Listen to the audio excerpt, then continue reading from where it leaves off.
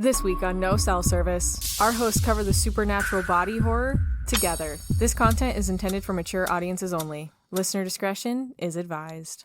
Together. What a okay. First of all, my wife suggested this because she saw a bunch of stuff on social media raving about this movie. And she told me about it for a little bit, but then I guess one of our viewers recommended it. Yeah. I think. So she said someone recommended it on social media. She's our lovely, wonderful social media manager. Please go bug her on our Instagram and let us know what you want us to watch. Yes. So someone had recommended it on our Instagram, and you watched it before me, and you texted me after, and you were like, "My wife and I just finished this. What the fuck?" Yeah. So generally, I watch it the day before, and usually, at least for the last few movies, you've seen the ones we've been watching, and so it's just been oh yeah, I can't wait to rewatch it. And this one, neither of us had seen. I hadn't even heard of it before. We were standing in your kitchen, and your wife was like, "Oh, have you guys heard of Together?" And we pull it up, and I look at the cover, and I'm like, "We're doing this. Yeah. Body horror, supernatural, folk horror. Yes, this is what we're doing next." I'm struggling to even know where to start on some stuff, just because you can't even address any of it until we just get into it, because it's just it's so specific, and I don't know, I think if it fit into a its specific genre of that body horror and stuff, it is then unique to that genre. Because I don't think I've ever seen anything done quite like this. And this is a really bad comparison. I know I'm saying this at the start. That's fine. The only thing I can compare it to is Human Centipede. That's fair. The uniqueness of the body horror. Yes, 100%. Someone had to have a pretty interesting fucking mind to put all this together. And I saw, when I was doing my research for this, I saw someone do a review, and they're like, a spoiler-free review. And I was like, then that's not a review of this movie. Yeah. You cannot have a spoiler-free review. Because you don't understand the trip that this movie takes you on.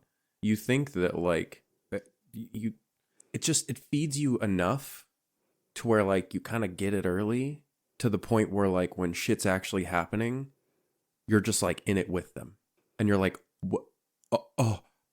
No. And the way I thought it was going to happen was not the way it was done either. No, I was not expecting most of the things that happen in this movie. They give you lots of breadcrumbs too throughout the movie of this.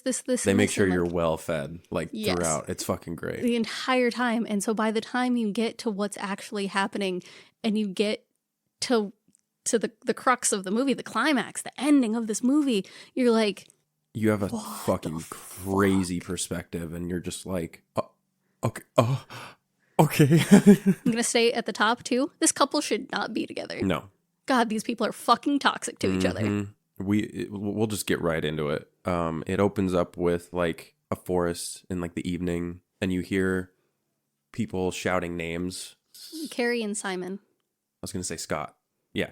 So, Carrie and Simon, they're, calling out. As it kind of zooms into the woods, you see these search and rescue kind of looking people with the orange and yellow stuff, the visibility vests and stuff.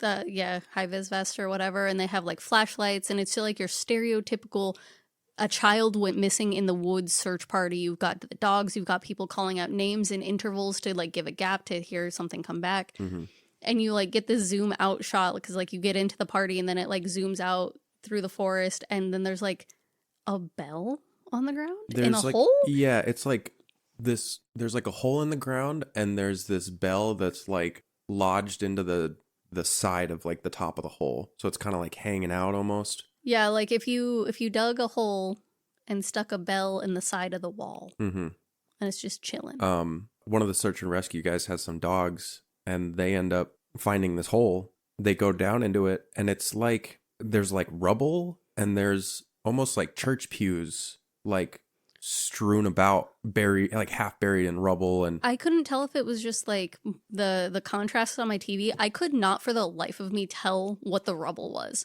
I was having such a hard time deciphering what was going on the screen, and I didn't know if it was just the contrast I had set my TV to was bad, and then they explain it later. Yes, but it was just there's just wood structures that have been broken. So pews is a great way to, it is what it is, right? They're church pews, it seems like. Just like strewn about. I noticed it instantly. That's the only reason why I just like say that right now, is because like I immediately clocked it. I even like, I was watching this with a couple of friends last night, and even they were like, is that what they are? Like they couldn't quite see them at first because it was also like a quick shot. Yeah. They were like, I couldn't tell what those were. And I was like, no, those were church pews. At then, one like, point, I thought it was like a horse and buggy cart. Like, because there is like big rectangular or like squarish like chunks of wood, or not like chunks, but like, you know, like beams or like the, you know, scaffolding that like could like be multiple things. Yeah, it's really weird. The dogs are down there and they're kind of like whimpering and barking. It's a steep incline to get back up to the hole to get out. They like kind of look around, and it's very, very dark in this cave. They come over to another hole in the ground with like a bunch of like roots or like vines, but they don't have any like foliage on them. It's just like those big, like thick. They're like perfectly aligned black vines. Oh, like it gave kind of Stranger Things vibes, sort of. I could see like, that. Just because it's got that like, or no, we actually said Alien, because it's got that really like, makes me think of Alien. it's got those like straight line like roots that are all like coming down, like, you know, it's surrounding the circle, and it's filled with water. The dogs drink the water. The dogs go up and start drinking the water, and it does this cool shot of like, oh wait, no, that's later. Yeah, they end up drinking the water, and then it cuts back to one of the rescue members, and he starts calling for the dogs. He walks out, and then it cuts to the dogs, and they're just standing in the woods staring at each other. And I thought they were statues. I thought the water had turned them They're into literally statues. like still, just like staring at each other. And then it just cuts. Yeah, and then it cuts to them in like a dog run kennel type thing, but like it's like it's a greenhouse, but it's, instead of being like the green plastic you're used to seeing, it's the clear like white plastic. So they have an outside dog run, but it is protected from the elements, and they have like, you know, a dog house, and it's a very nice dog run area. There's like a fenced in part of it that the dogs are now behind, and they're just laying on the ground staring at each other. Yeah, and even I don't even know if this guy has a name.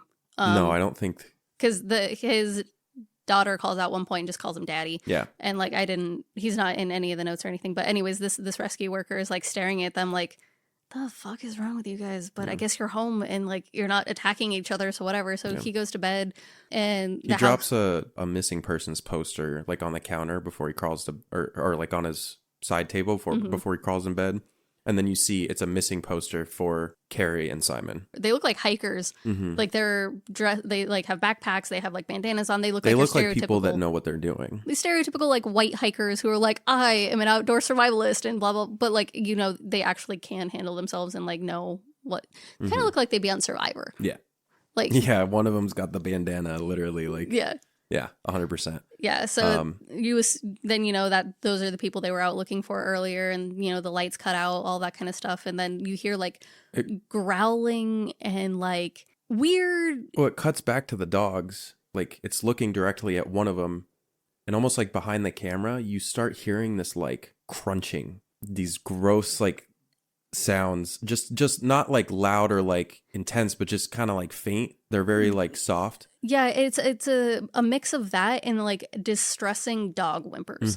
And then it cuts back into the house, and you like, it shows like a shot of down the hall, and you hear one of the dogs start like barking, and then it starts like whimpering, and then it turns into this like whimper groan kind of like, I don't, what it sounds really bad. Like if you heard your dog making these sounds, you would be up and out of your bed going, what the hell happened to you? And so that's what the little girl does. Yeah, so you hear this girl start shouting for her dad, and you know, he gets up and he hears the dogs, and he goes out to the greenhouse and he opens the door and he walks in, and there's this disgusting sound of like someone eating a sandwich. Yeah, but like a very wet egg salad sandwich, and that makes it so much worse thinking it's an egg salad sandwich. It's disgusting. It's just a lot of mouth noises. Yeah, it's very gross. He walks over closer to the cage, and you kind of get a glimpse, but it's dark. Like he doesn't shine his flashlight on it yet, but you get a glimpse of like the eyes of one of the dogs, and just like this undulating mass almost, because it's dark. You can't quite like make out both the dogs, but it's like undulating and like, yeah. And he slowly raises his flashlight up and he shines it on them. And then it, for like half a second, cuts and shows this like the one dog staring straight ahead with like fucked up crazy eyes. The other dog's head is like in the neck of the other like, one. If you cut a dog's head off from the base of the neck and then glued its head on to the other dog's neck at like a 90-degree angle. Yeah, it's disgusting. And then it immediately cuts away. Like, it gives you the quickest glimpse that your brain can't even fully comprehend. You just know that it's an abomination. And you're like, is that what this fucking movie's gonna be? What the fuck? Yeah, my notes are, they're fused? Strong eating start. Each other? Bloody? Very strong start, because it's one of those very intense, like, half-second flashes of a scene with, like, a crescendo of high notes, and it's just like, and then it's fucking done, and you're like, okay, good. Way to start it out like this. Yeah, and judging by the opening, I thought it was going to be in Alaska, because the only time I've really seen like the outside buildings like this where like you have a good sized dog run that's enclosed for your dogs is in Alaska, where it's like 9 months out of the year or whatever, like you're going to die if you go outside. That's the only time I've seen this, but I believe it's set in Oregon. And so it was just weird to... Starts with an F. The place that they live in, the town. I don't know. I can't remember what it was. Or maybe it's Washington. It cuts to the... It cuts to this guy looking through some records. And he finds some photos and he's looking at the photos and just flips through them. And it seems to be like of a kid and some parents and blah, blah, blah. And his girlfriend comes in, throws open the door and is like, what you doing? Like, the party's downstairs. And he's like, oh, I'm just looking for a record type deal. Turns out they're moving. So the girlfriend's name is Millie and the guy's name is Tim. They're throwing a huge ass house party. Like a full ass party. Like, there are 20 plus people here. Maybe 30? I don't know. Lots of people. There's a lot of fucking people here, okay? And there's the thumping music, the lights, so much fucking alcohol. Fucking everything. It's a rager of a house party. It almost looks like they talk about being like in the city. Yeah. And all that. It's what you'd imagine a fucking fancy ass like New Yorker would make for like a going away party like type shit. It's fucking cool. Yeah, no, it's super cool. We get Millie talking to one of her friends who makes fun of Tim for their sex life being dead. Yes. Damn, you rarely ever hear it being that way. Like with the guy not wanting to sleep with his girl type deal. Tim, we learn that Tim, while he's outside, he's talking to Millie's brother and some other guy who are in a band. We find out that Tim's a guitarist and, you know, these guys, this band is going on tour and they're like, yeah, we thought you'd be out of the running. Like, our guitarist left. Yeah. And he's like, just because I'm moving doesn't mean I don't want to go on tour with you guys. Like, I'm going to fucking go on tour with you guys. And he's like, you're going to be hours away. What do you mean? They said like 2 hours, I think. Yeah. That's not that far. No. But we then do learn that Tim doesn't drive. Yes. And so I'm like, that is far when you can't drive. They crack jokes about the fact that Millie drives him everywhere. Yeah. And then Millie's brother is like, I thought you would make her cooler, but instead she's made you more lame. Yeah. So you're kind of getting this idea of what this relationship looks like to the outside world. And my gripe right off the bat, once we learn like that Tim can't drive, he's agreeing to go on tour and do these shows with these guys that then his girlfriend, I almost said whatever, his girlfriend has to then drive him to when she just got a new job. You can't even, like, I understand this is a once in a lifetime opportunity, right? Like going on fucking tour. That's amazing. I know that's like every band's dream. Yeah. However, you're moving 2 hours away with your girlfriend because of her job, and she then has to drive you 2 hours back to be at a show that probably isn't going to start till 9. Y'all probably aren't going on till 10. Show's not going to be over till like 1 o'clock in the morning. Drive 2 hours back, and then we learn she's a school teacher, so she's got to be up at least 6, right? Get to work by 7. She's probably staying late because she's a new teacher there. You're going to have her get like 5 hours of sleep? Yeah. It's hefty. Like it sets up for like a very specific dynamic pretty much immediately. Yeah. And me and my wife did talk about this and she's like, yeah, I understand that that's a lot, but like that's kind of the things you do for the people you love. You'll make sacrifices to help make their dream work. And I was like, that's actually a perspective I didn't think of. Yeah. Where she was more on Tim's side of, no, my girlfriend should support me. Where I was more on Millie's side being like, why aren't you thinking about how this affects me. Mm-hmm. And so I really had to like check myself with that about like being automatically biased against it. Yeah, for sure. Because it's two sides of the same coin. Like it's not, you can't say one is necessarily like more important than the other. You know what I mean? Not quite that. You do have to make those sacrifices. And I mean, it is up to you, like you and your partner at that point to figure that out. But again, you also kind of get the impression that there's like not very good communication. Oh yeah, we're about to get that here because it cuts to the Millie and Tim being in front of all of their friends. The music is cut. You know, we're like moving away and everyone's like, oh, out in the boonies, like so far away. They're cracking jokes back and forth. And he's like, hey, it's not that far away. Obviously, probably trying to lay the groundwork to ask Millie about these tours he needs, or these shows he has to do leading up to the tour, right? Like being like, oh, it's not that far. You know, they have all of this banter and he's like, yeah, and that's all I have to say. Like, thank you for sending us off. It's kind of zoomed in on his face and everyone's like, a little murmur around, and it zooms out and Millie is on a knee, like kneeling proposal style behind him. Mm-hmm. Someone makes him turn around or whatever, and she like opens her hands like she has a ring, but she doesn't. Yeah. You know, like, will you marry me? Like in front of everyone we love, our found family. Like I wanted to do this. Mm-hmm. He hesitates for 15 seconds, a long ass time, long enough that Millie says, or not, and stands up. Yeah. And he's like, no, wait, of fucking course I do. Like, of course I'll marry you. I'll marry you. I love you so much. And then the slowest clap starts, like two people start clapping. It is the most awkward fucking thing. It turns it so weird. And again, going back to the previous conversation we were having, do you think that he wanted to marry her? That he was the one who wanted to propose? Or do you think this was just another choice that was taken away from him? It's a good question. I honestly think he did want to marry her. I just think that the way that his character is set up is he's not a bad guy. He's a bad boyfriend. And not because he's just shitty, but just because he's a wet napkin. He's a wet blanket. I mean, he's just dense almost in a way. And so my thought, his brain was going a million miles an hour about the tour thing. I don't know. I mean, that is a good question, though, because like it kind of sets it up for you to interpret that however you like. Given more context clues for later, I don't think he wanted to marry her. Do you think? And we can get into it later once we get more of their character dynamics. Okay. But at this point, so again, I watched this with my wife. Her thought was because of everything brother had said about Millie is over this point in the story, all right? We're not going any farther than right here. Millie is an overbearing, controlling girlfriend who wants a very specific type of boyfriend. And not only is he not fitting that mold, she's taking him out of the city to maybe get him away from, you know, this band crowd and make him kind of give away from that life, that dream he wanted. So later we learn he's 35. And, you know, she's probably also in that age, and her friend cracks a joke about it later, but...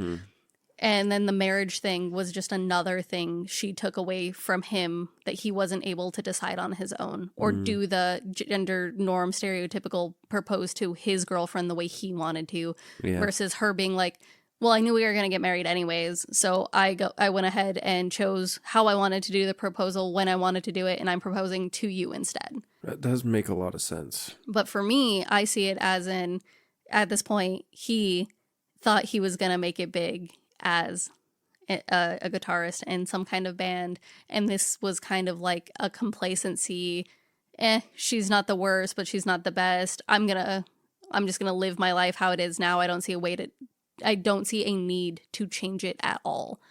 Her proposing was throwing a monkey wrench in these idealistic thoughts he had of how his life should go. God damn. Yeah, it I didn't even think about those angles. I was just like, I couldn't even quite put my finger, like when I was watching it, like what the fuck. But I mean, I don't think my brain had enough time to really think about it because like, I mean, this happens and then... It cuts to them laying in bed talking about it. Yeah, they're talking about it. And like at one point they start kissing and then you see Tim, he was like, oh, I think I drank too much. And he's like, good night. So you see again, like, oh, this is an example of their dead sex life. And then Millie turns around on her other side and she starts saying, I can't remember what exactly she says. Yeah, she starts talking about how like, oh, you don't actually, like you're projecting, it's because you're a failure, and yes, like saying a bunch of stuff like that. And he's like, what? What did you just say? Yeah, like why would you say that? And he like rolls over and the bed has extended to be a very, very long bed. Yeah. And at the other side of it is this creepy ass, crazy ass looking, scary ass woman smiling. It's like Unsettling. that came on screen so quick, and I was like, oh, what? No. It was just, what the fuck? She's the scariest thing to me in this entire movie. She's also yes, same. She's also laying next to this giant bloated, like rotting thing. Yeah. And the camera like zooms out up towards the ceiling, and it shows like this really long bed that's connected on either end. And then it shows Tim's face, and then it shows his perspective of looking across the room to her, and she's smiling, and then he pulls up the blanket to like cover her up. And as he pulls it up, she comes out from under the fucking blanket. And like is a jump scare in your face. Oh my God. And then he wakes up. And it's morning. Oh my God. She's so scary. That terrified me, bro. Yeah. I haven't seen something that terrifying in a movie in a while. Look, we've watched Smile. She was creepier than anyone in the Smile. Yeah, and I've seen Smile too, and I know what the fucking Smile creature looks like. It's that's not as creepy. It like triggered the uncanny valley part of your brain. Mm-hmm. There's something with eyes and the smile. It was just like it's like I get the chills just thinking about it, and I don't have a clear image. Like if God. And so this scene specifically with the lighting, how it was lit, like it was being lit by a TV. Yes. The blue hue of everything. Yeah, and just like there's a deep blue hue, but then there's like on the other side of the room next to the woman is a warm, like yellowish kind of light that you'd have next to your bedside. Mm-hmm. So it's that contrast of blue and then that like warm that's coming. Anyways, he wakes up from this nightmare. And he wakes up in an empty bed, goes downstairs, and they have moved. They are now in the countryside in a nice, lovely, very nice, two-story house. Beautiful looking. And Millie is coming in with the coffee maker being like, yo, we ain't going to function without this. And I knew that.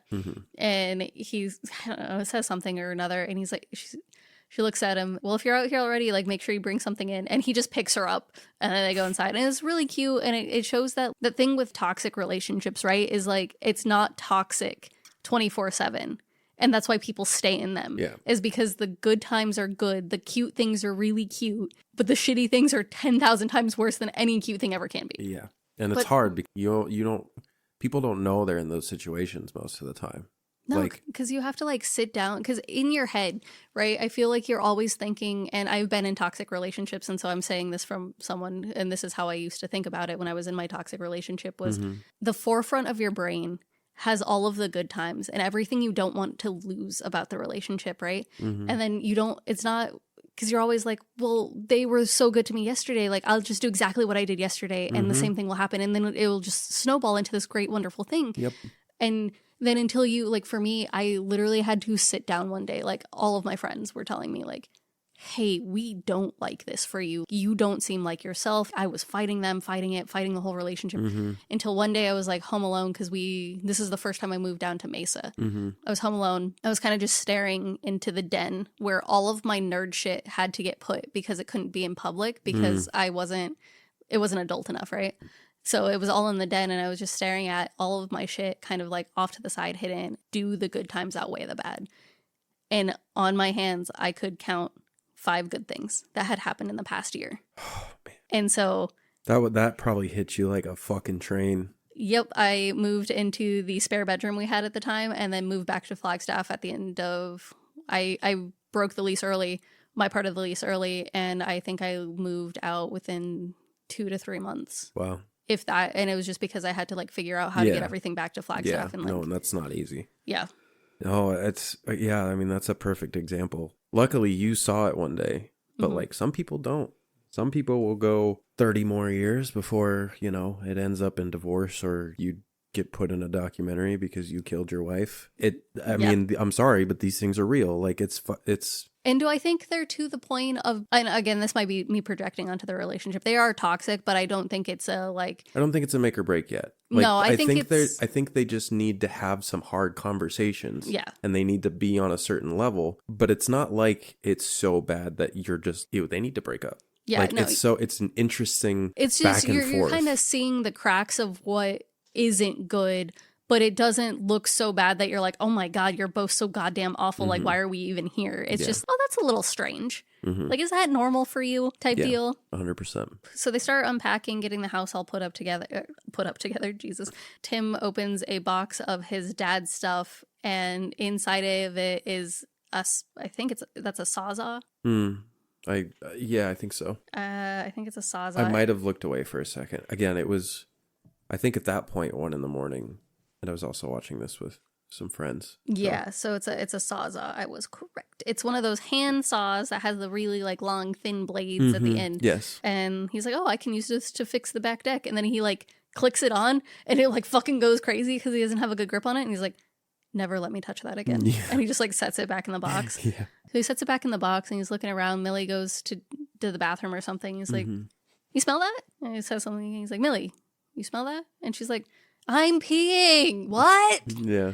And he like bloodhound dog sniffs this scent out, going up to the second floor, The top landing, yeah. Like and looks up at stairs. this light. And he's just staring at the light. I'm like, what the fuck are you doing? And he gets a ladder and raw dogs this shit. Yeah, he climbs up and he pulls the like cap off of the top of the light, and hairy and gross and shit, and he reaches his hand up there, yeah, without gloves, just raw dogging it, just pulling shit out until he grabs something kind of big, and he's like, oh, and then he grabs bubble wrap, grab it out the rest of the way. He grabs bubble wrap and he goes in and he gets his hand around it, and he pulls out a mouse, but it's also connected to another mouse, the Rat King, and the rat is connected to another, like it, and he pulls out this like chain of rats until, you know, eventually, like, he pulls out, like, a fucking handful. And then Millie's like, what are you doing up there? And then it cuts to him outside, hawking them off into the distance. Yeah, so I didn't think this was a real thing. I laughed at first just because I didn't expect it. But, like, I think it was just because I was so sleep deprived. It cut to him yeeting a fucking rat into the woods. And I just, like, I couldn't help but crack up. So, oh, shit. All of their tails got knotted together, and it's called the Rat King. Apparently it happens when like they're covered, it's like tree sap and dirt and hair and stuff, and there's just so many rats on top of each other, their tails can get all tangled together. Apparently it can happen with squirrels too. It's called the Squirrel King.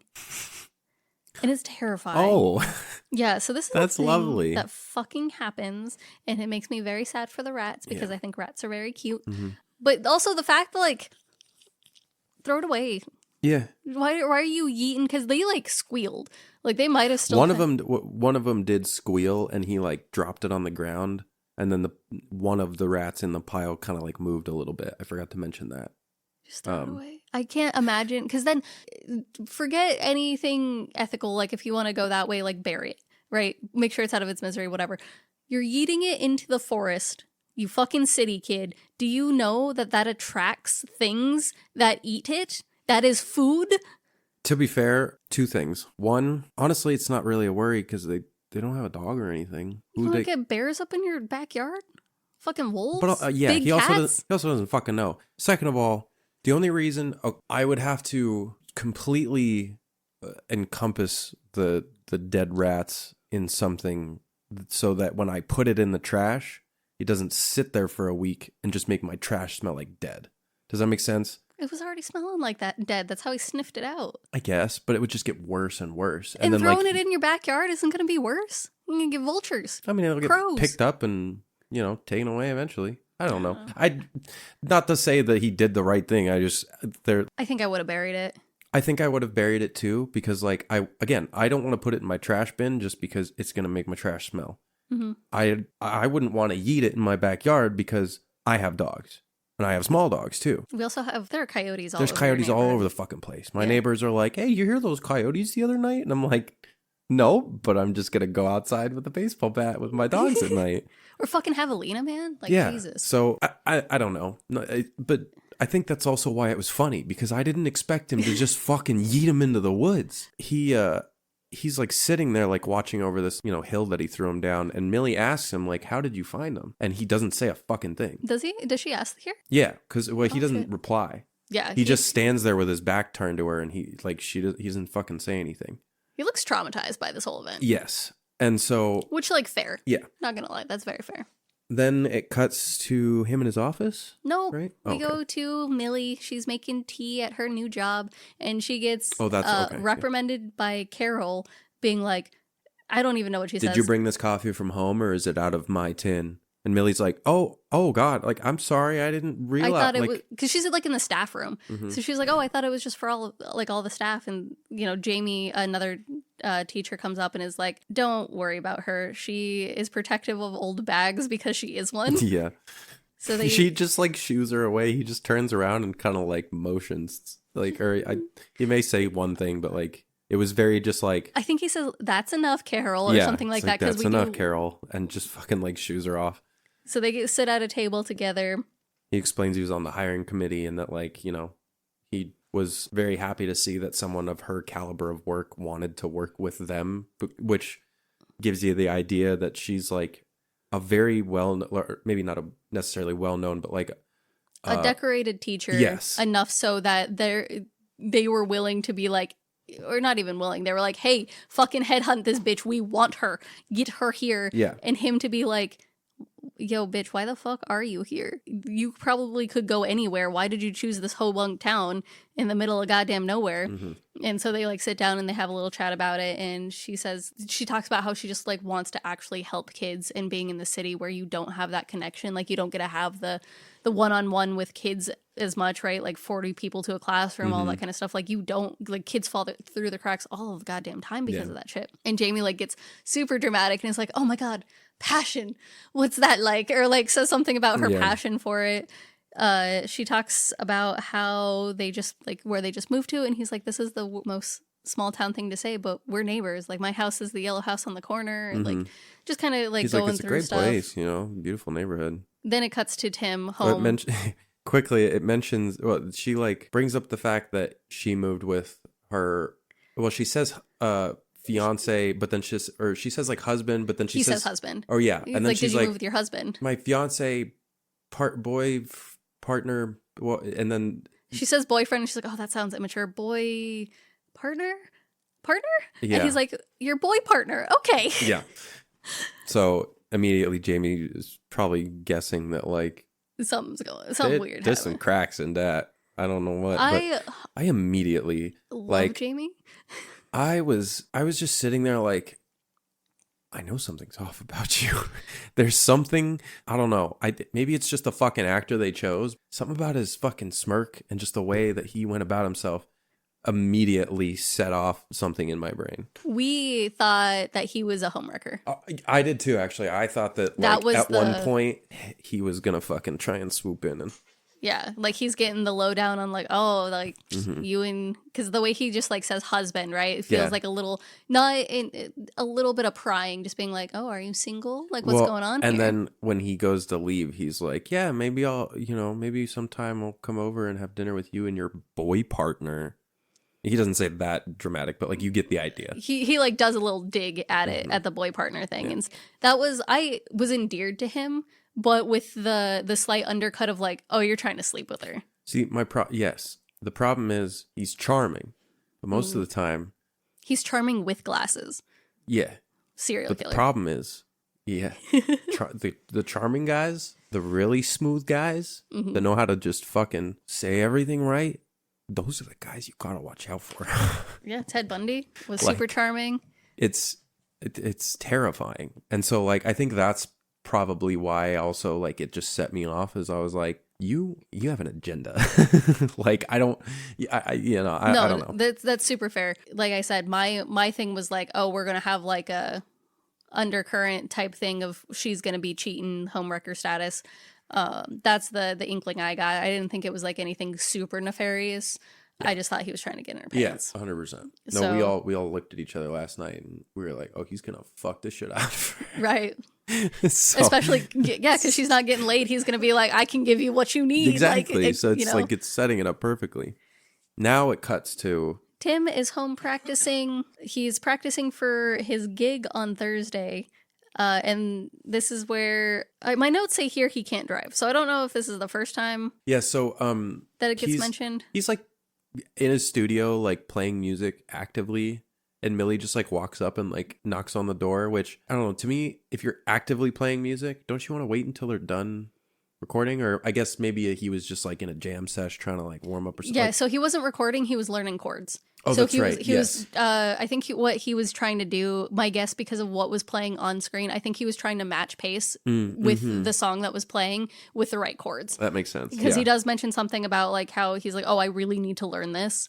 Yeah. And so I don't think, though he was actively playing, it wasn't like he was actively recording. Yes, no, and that makes sense. She comes up and asks if he's ready for bed. Yeah. He's like, I have shit to do. He's like, I gotta this." remember these lines, like I gotta. Is this where he asks, can you take me to my gig on Thursday? And she's Yeah. like, I can take you to the train station. And he's like, all right, that's fine. That'll be okay. And, point A that we made 20 minutes ago or whatever was girls got to get up at 7 o'clock in the morning. It's a 2-hour drive there and back. Yeah, like I don't. You can't just expect her to drop everything. And I don't blame her for being like, I can take you to the train station. Especially because that's compromise. It's a compromise, and we have the precedence. They've been together for like a decade. They've been together long enough that, though I don't want to say like she doesn't need to take him, what's all the backup buildup of what all has she given up to take him to gigs? Exactly. Or like what's happening there for her to be like, yeah, this is great. So happy you're doing it, and not care enough to want to go. Yeah. I'm sure if you were dating any type of person with a professional gig that you can watch, like how many times do you actually want to go? Right? Like if your partner is a football player, do you really want to go to every single one of those games?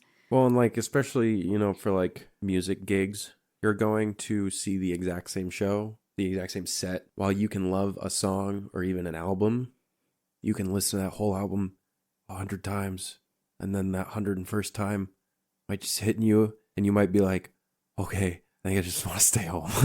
Like it's okay, those things happen, but like yeah. I also do again want to say he's 35, so she is also probably in her mid 30s, maybe a little younger. Maybe we'll go like 32 if her brother is friends with him. Like we'll say 32. We'll give him like a 3-4 age gap there. Bro, I get so tired so early.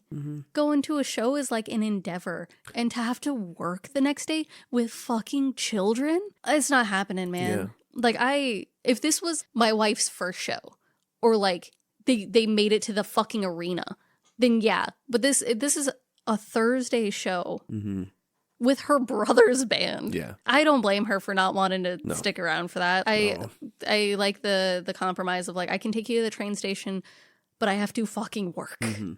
So I don't know. Maybe I might be digging a little too harsh into the relationship. You're fine. But the movie's literally called Together. The whole point of this movie is their relationship. Yes, and they do a very good job of setting up these scenarios where you can make these observations and you can pick them apart and then like ask those questions. Like that. I mean, that's why we're able to sit here and do it now, is because like I think the director does a great job of establishing so much of a relationship with so little. You know what I mean? Yeah. Like in an hour and 46 minutes, you can make me feel like I've watched these guys grow in their relationship or whatever, or like they have a whole relationship arc. It's fucking intense. Yeah.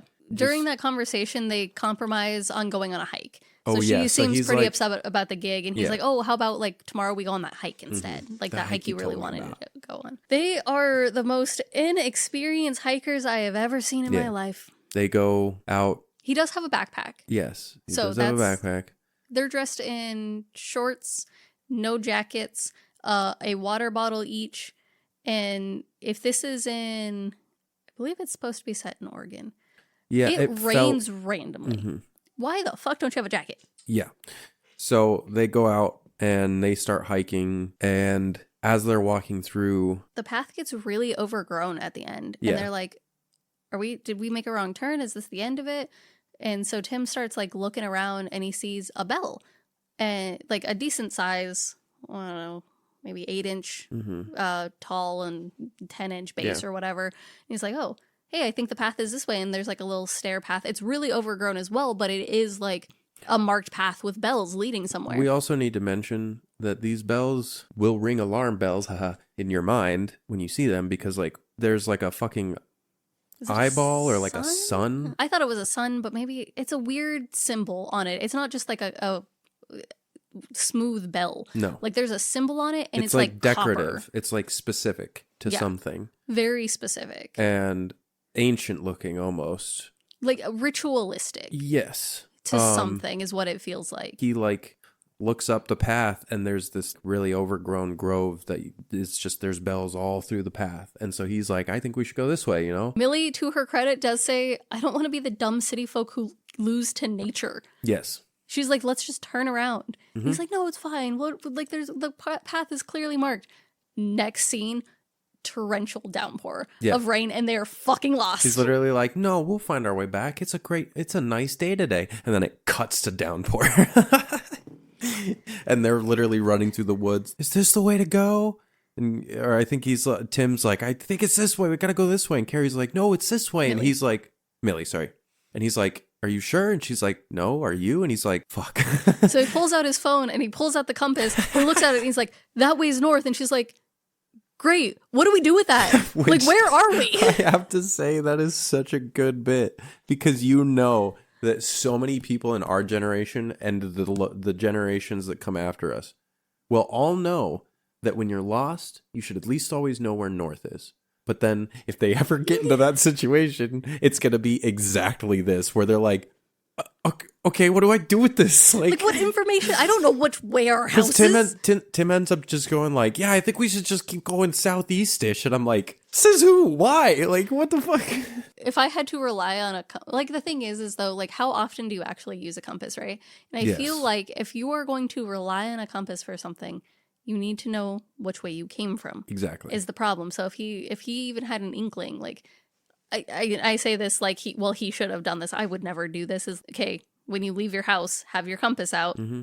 Which way is my house? Because it seems like they walked to this path from their backyard. Yeah. Like they didn't drive anywhere. So I feel like if not sure where the path is or something, at least like have your phone, your compass, whatever, being like, okay, our house is southeast and that way is north, so or whatever, you know? Exactly. No, 100%. So, not that I would ever do that. So because of this, they just keep wandering through the woods, and then eventually Tim falls into a hole. And he starts screaming and shouting for Millie, and she runs up and he's hanging from the bell that's in the side of the hole. Mm-hmm. And she tries to like reach down and grab him because he's screaming and panicking, and she like reaches, but it's pouring rain. So like she reaches down and he slips and pulls her with him, and they both fall into the hole.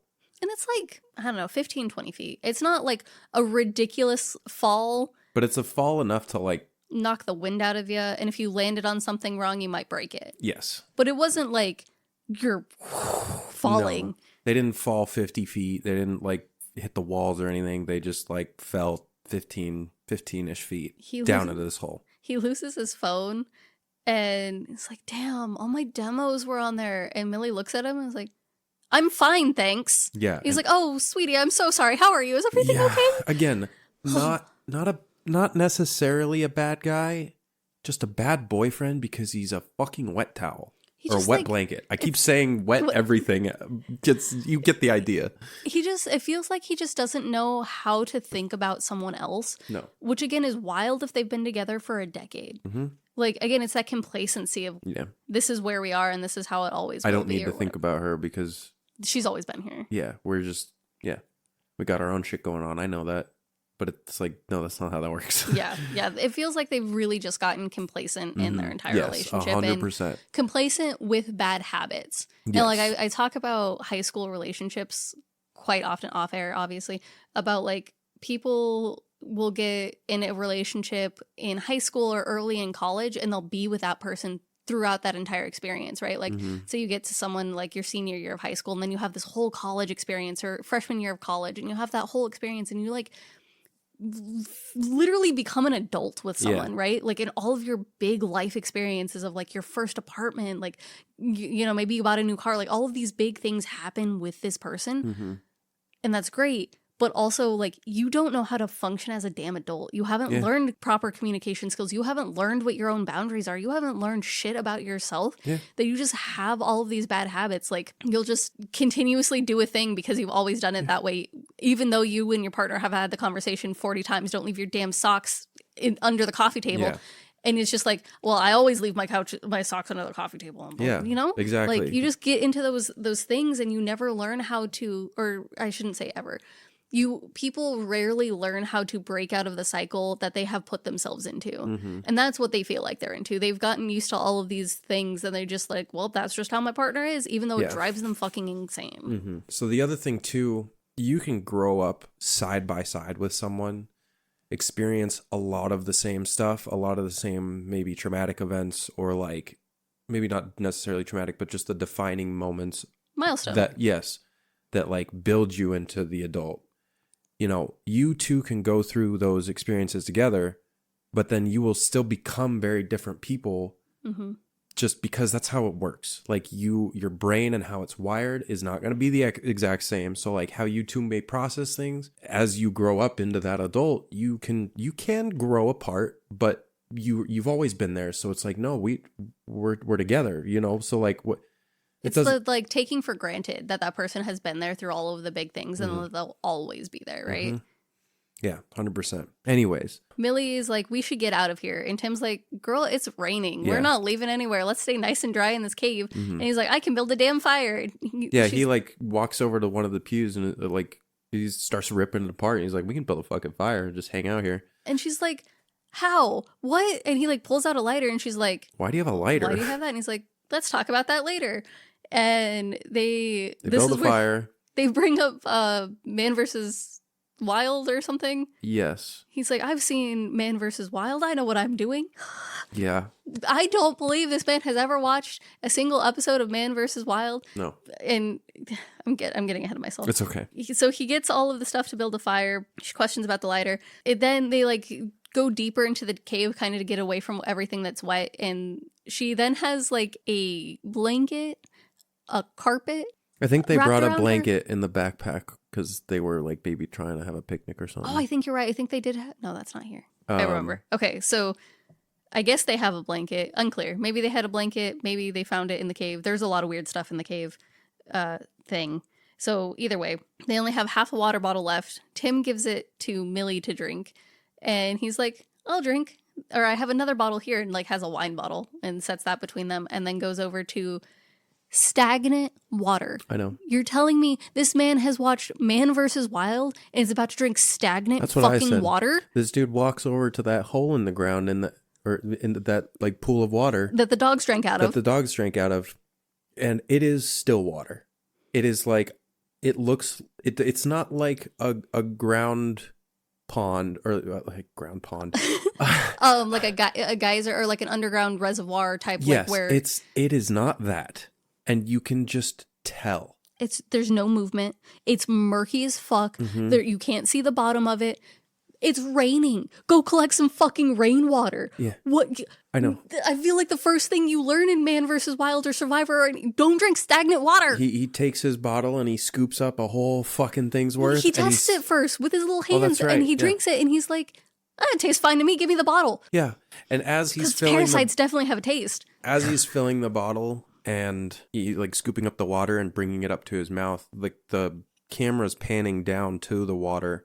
Because you're like, the camera's like above the water and you're looking at him on the edge. And then like the camera pans down through the reflection. It just like keeps going. And like it just goes all the way to like, you just see him drinking the water, but he's upside down. Like it's a really cool shot of this like warp and this just fucking dastardly music is just kind of like, it's not like intense or loud, but it is just like this like, oh no kind of music. And cinematography, beautiful. It's again one of those movies where I forget to think about it because it just fits so well. Yeah, 100%. They both have learned that they have both picked up smoking. Yes. So that's why he had the lighter. Millie pulls out her own lighter. Apparently they have both just recently picked up smoking cigarettes right before the move. Yeah, right before the move. She brings up the whole rat situation again and is like, how'd you know to look for that? And this is where he fucking traumatized. Do you want me to tell it or do you want to tell it? I have bare bones notes, so you go for it. Okay, so I'm going to try.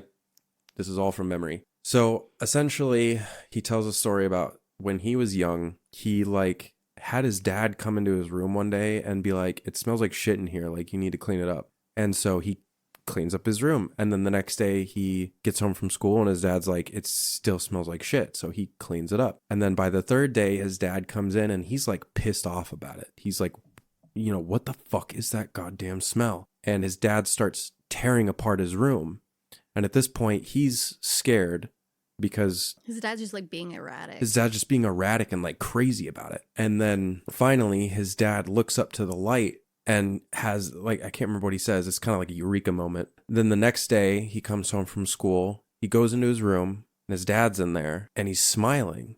And he's like, I found it. And then he goes on to tell Tim that rats will nest right above ceiling lights because they're warm. But if they stay there too long, or the like, somehow he had started roasting the rat alive because the rat was above the light for so long. And so anytime he turned on the light, it would slowly cook this rat. And he said, I was just in my room breathing in that thick, disgusting air. And it was so gradual, I didn't even know. So gradual, I didn't even know.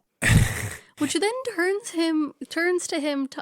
into him talking about the big trauma. And he's like, so that's not the big trauma. So he tells that and he's like, I've never told you this. I've never told anyone this about what happened that night. The big trauma is, he says that essentially one day he notices a smell like the rats, but it's I can't remember. He tells it better, but essentially he's saying he like goes home to visit his parents and he's like, and that smell. Yeah, that smell is back. He went upstairs or he goes to like his parents' door. He opens the door. It's the woman that we saw from earlier sitting there, but she's not smiling. She's like in such distress that it kind of looks like a smile from far away. Like it's like a grimace or like a please help me type look. Yes, but she's frozen.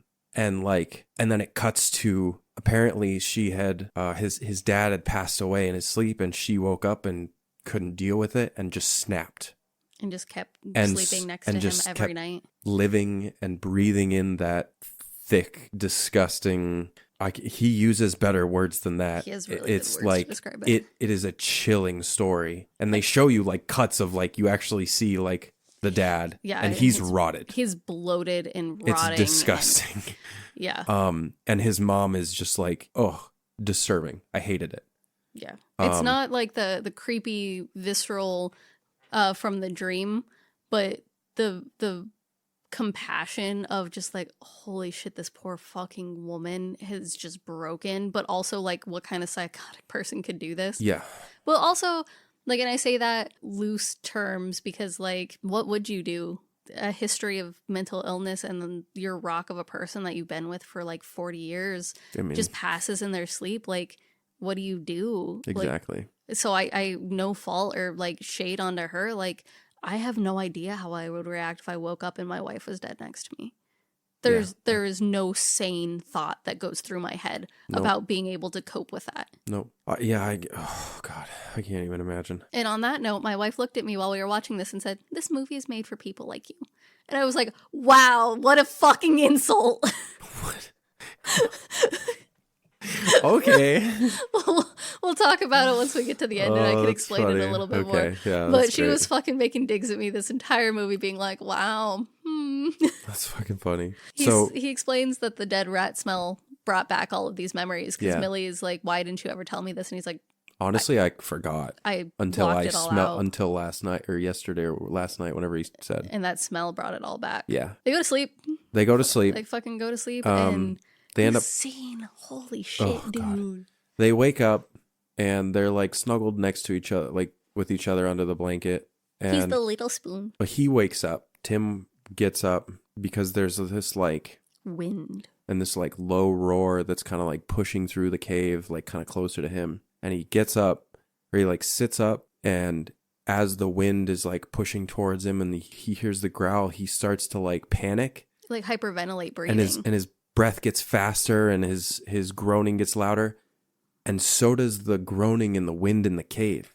And as like the hyperventilating happens, the compression and compression and decompression of his chest is happening like in the cave. Yeah, like, the so cave, like it literally breathes like in and out he with like him. looks up above him, and you see like as he's breathing, this like the part of the cave above him is moving and like breathing with him, and then he looks to a different part of the room and it's doing the same, and then it pans out and you see this whole cave, and he's like breathing in and out, and it is also like breathing in and out with him. And he clocks it, and as soon as he clocks it, he like intentionally starts breathing in deep.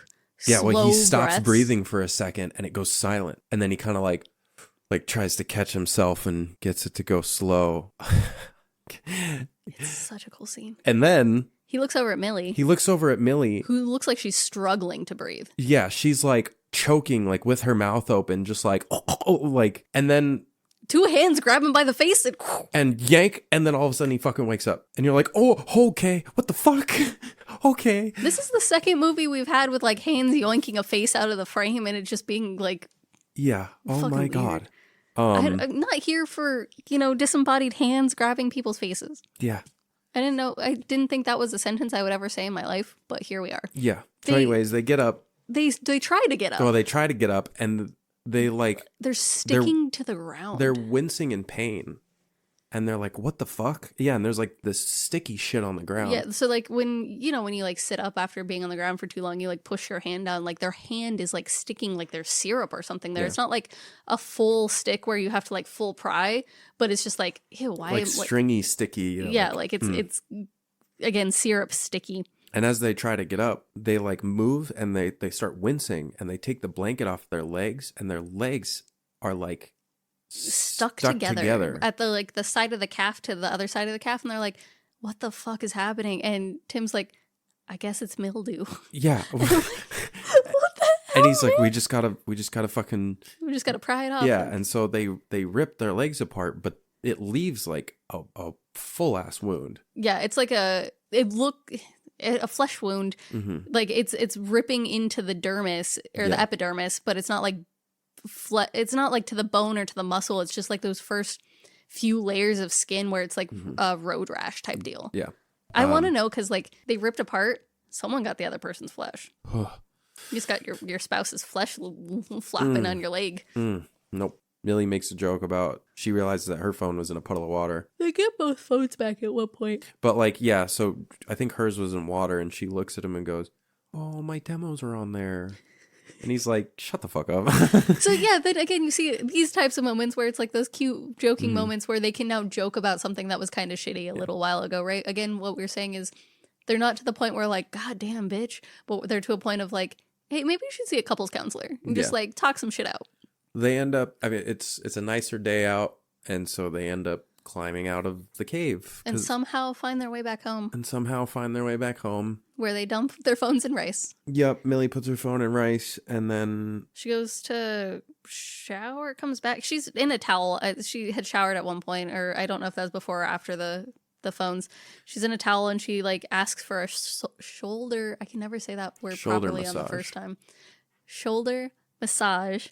I just think of And those. Did you ever see those old G.I. Joe PSAs where the dudes like overdubbed them, just said like the dumbest shit? Like these kids are like fucking around. Like, do you know what I'm talking about? The old G.I. Joe PSAs where it was like, don't do drugs or like, don't do stupid shit. I can only think of the robot chicken ones. Oh my God. I can't think Damn of it. the originals. Oh, I got some videos to show you then. Okay. Yeah. So she sits down and like begs for a quick shoulder massage, and he's Tim's like, well, me next. yeah. He's like, well, only if you do me next. And the way he like. He starts massaging her. Well, he can't touch her at first is what Or it feels like. He yes. like goes over to reach her and he's like kind of stops for a can't. second. like yeah. flexing his hands, like going to touch her, and he's just got this weird look on his face. And then when he does touch her, this like face of ecstasy just like washes He just kind over of, yeah, his eyes kind of like get half open, almost like he's kind of starting to zone out, and like he's kind of getting more into the massage and just kind of like really like feeling. like a deep tissue massage by someone who doesn't know what they're doing. And so they're kind of just like digging Like into grabbing your, and like, yeah, yeah, just kind of like clawing. like kneading dough like Yeah. a cat. And he like kind of completely zones out, and suddenly he starts like squeezing her shoulders really fucking hard, to the point where she literally like turns around and smacks him and is like, what the fuck, dude? And he's like, I I have no idea. don't know. Like, I don't. what the fuck just happened? Like, you can immediately tell that, like, he doesn't know what's happening in that state. Yeah. Like he, I don't know, blacked out or something But weird. he does not look okay. She even says, she's like, you don't look so good. And she's like, I gotta go run into town. She's like, we don't have any food. And he's like, well, we had rice. Yeah. She's like, fuck off. Like, she's like, I gotta go get run some into town. groceries. Yeah. So go shower, like maybe take a nap. Like, I'll see you in a little bit. Like, just take care of yourself. Like, we just had a crazy ass night. yeah. He ends up going to get in the shower. This shower, man, you could not fit in the shower. No. You would have to like whore bath it up in this shower. This shower head, I just could not wrap my head around this damn shower. You realize I lived in an apartment where I had to bend my knees for the shower? I bet you have to do For that 3 quite years? often. Not in this new house. Well, that's nice. I was gonna say, you own this house. I'd be like changing shit to your height all the time. In the old house, it was not as high. So I'm surprised you guys didn't change that. I guess you guys knew you weren't gonna stay there forever, though. Yeah. Like, which Franco brother is this? Dave. Dave Franco. Thank you. He's like a shorter guy. Yeah. And like, He's not a tall dude. no.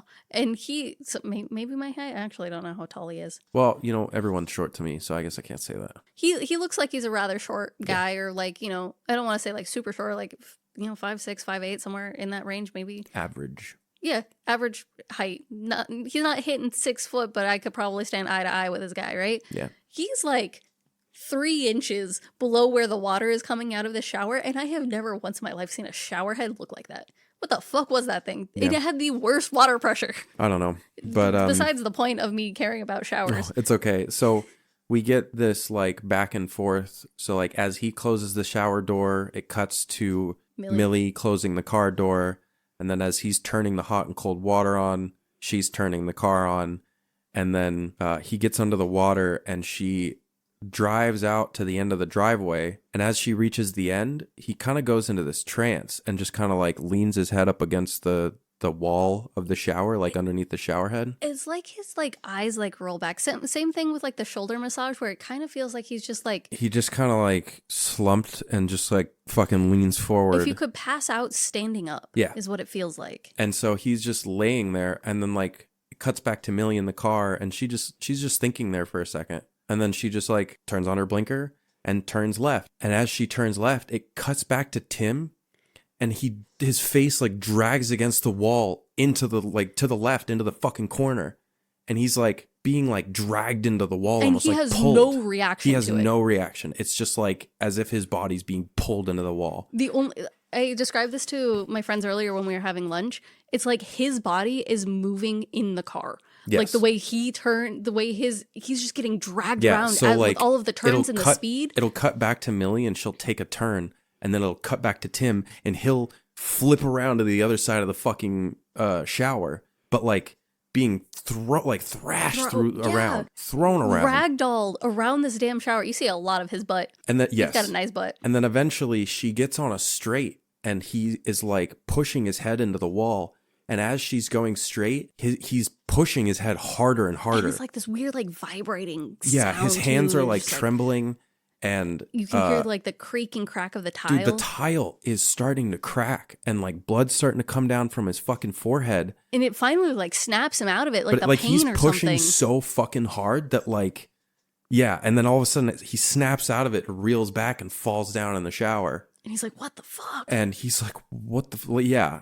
The tile is like broken. He's bleeding and he's just like on the ground. And the next scene we see is him in a doctor's office with a beanie on. Yeah.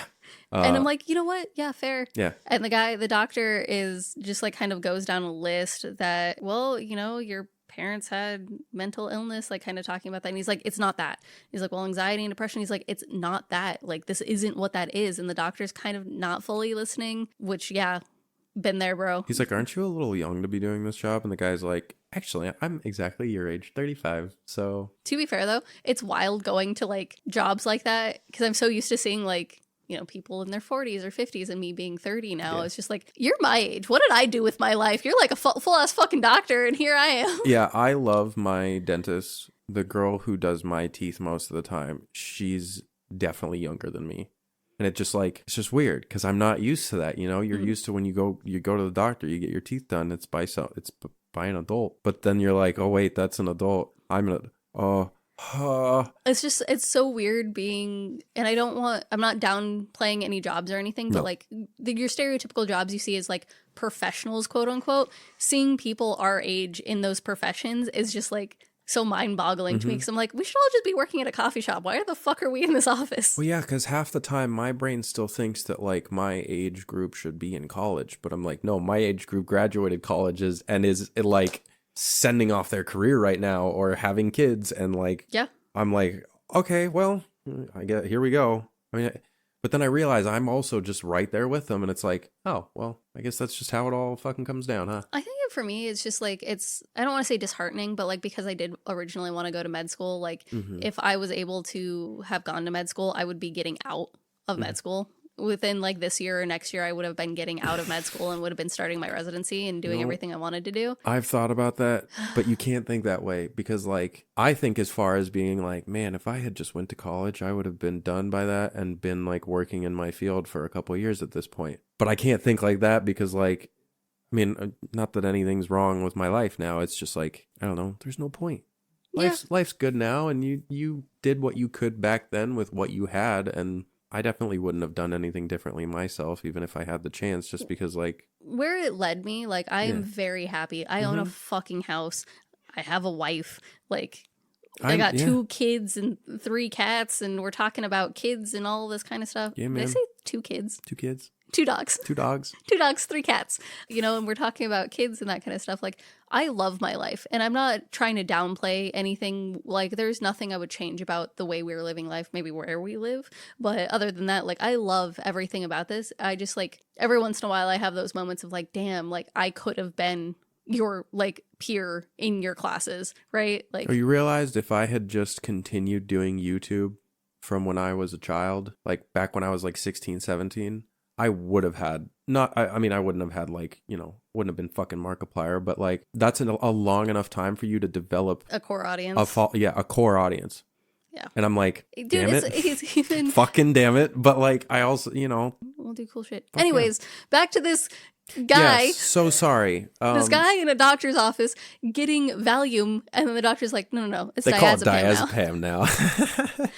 Well, because he essentially says that like this will relax your body, and you know, hopefully it'll like shut down that feedback loop of like your brain making your body panic, and your body panicking, so your brain's panicking. Like, you know, hopefully this will just shut it down.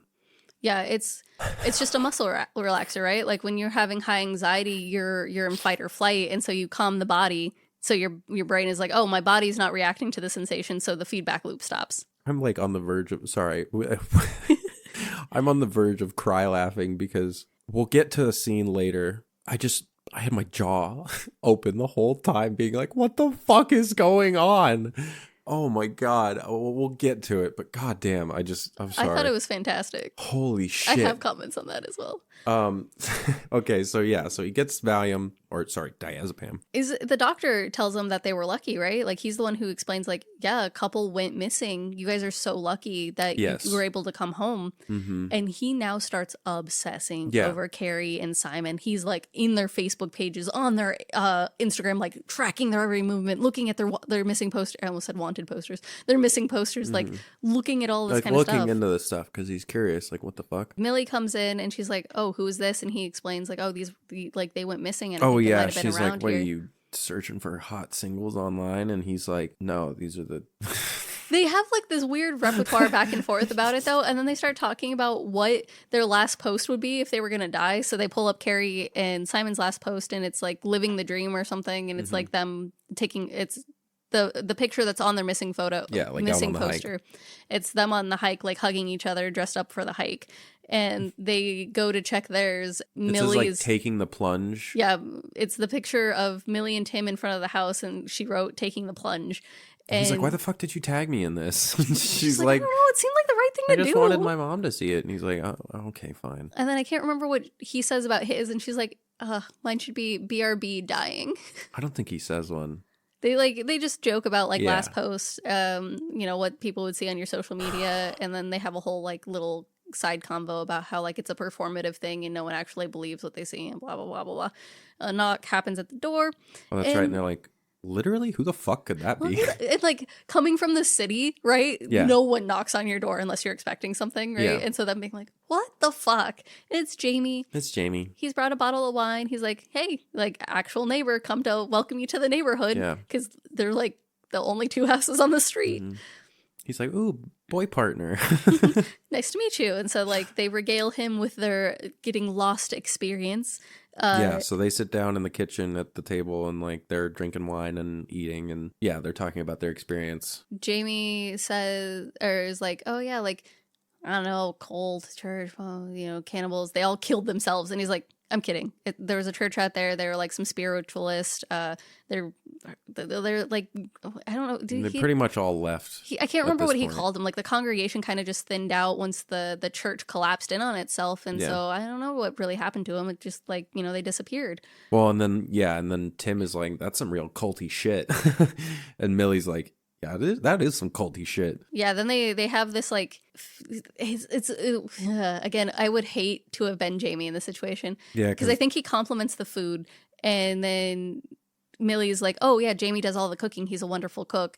And they go back and forth with like, oh, well, you feel stuck here because I can't, I have to drive you everywhere. Well, if I wasn't here, then you wouldn't fucking eat, would you? And they have like this weird, and they don't say fucking, like it's just an awkward, like awkward, heightened argument that started as playful that is slowly not turning playful. Yeah. And poor Jamie is just like, well, it sounds like you guys complete each other. And I was like, dude, you handled that so much better than I would, because I would have been like, I think I gotta head out. Yeah, I mean, that was my exact thought too. No, he just pours more wine.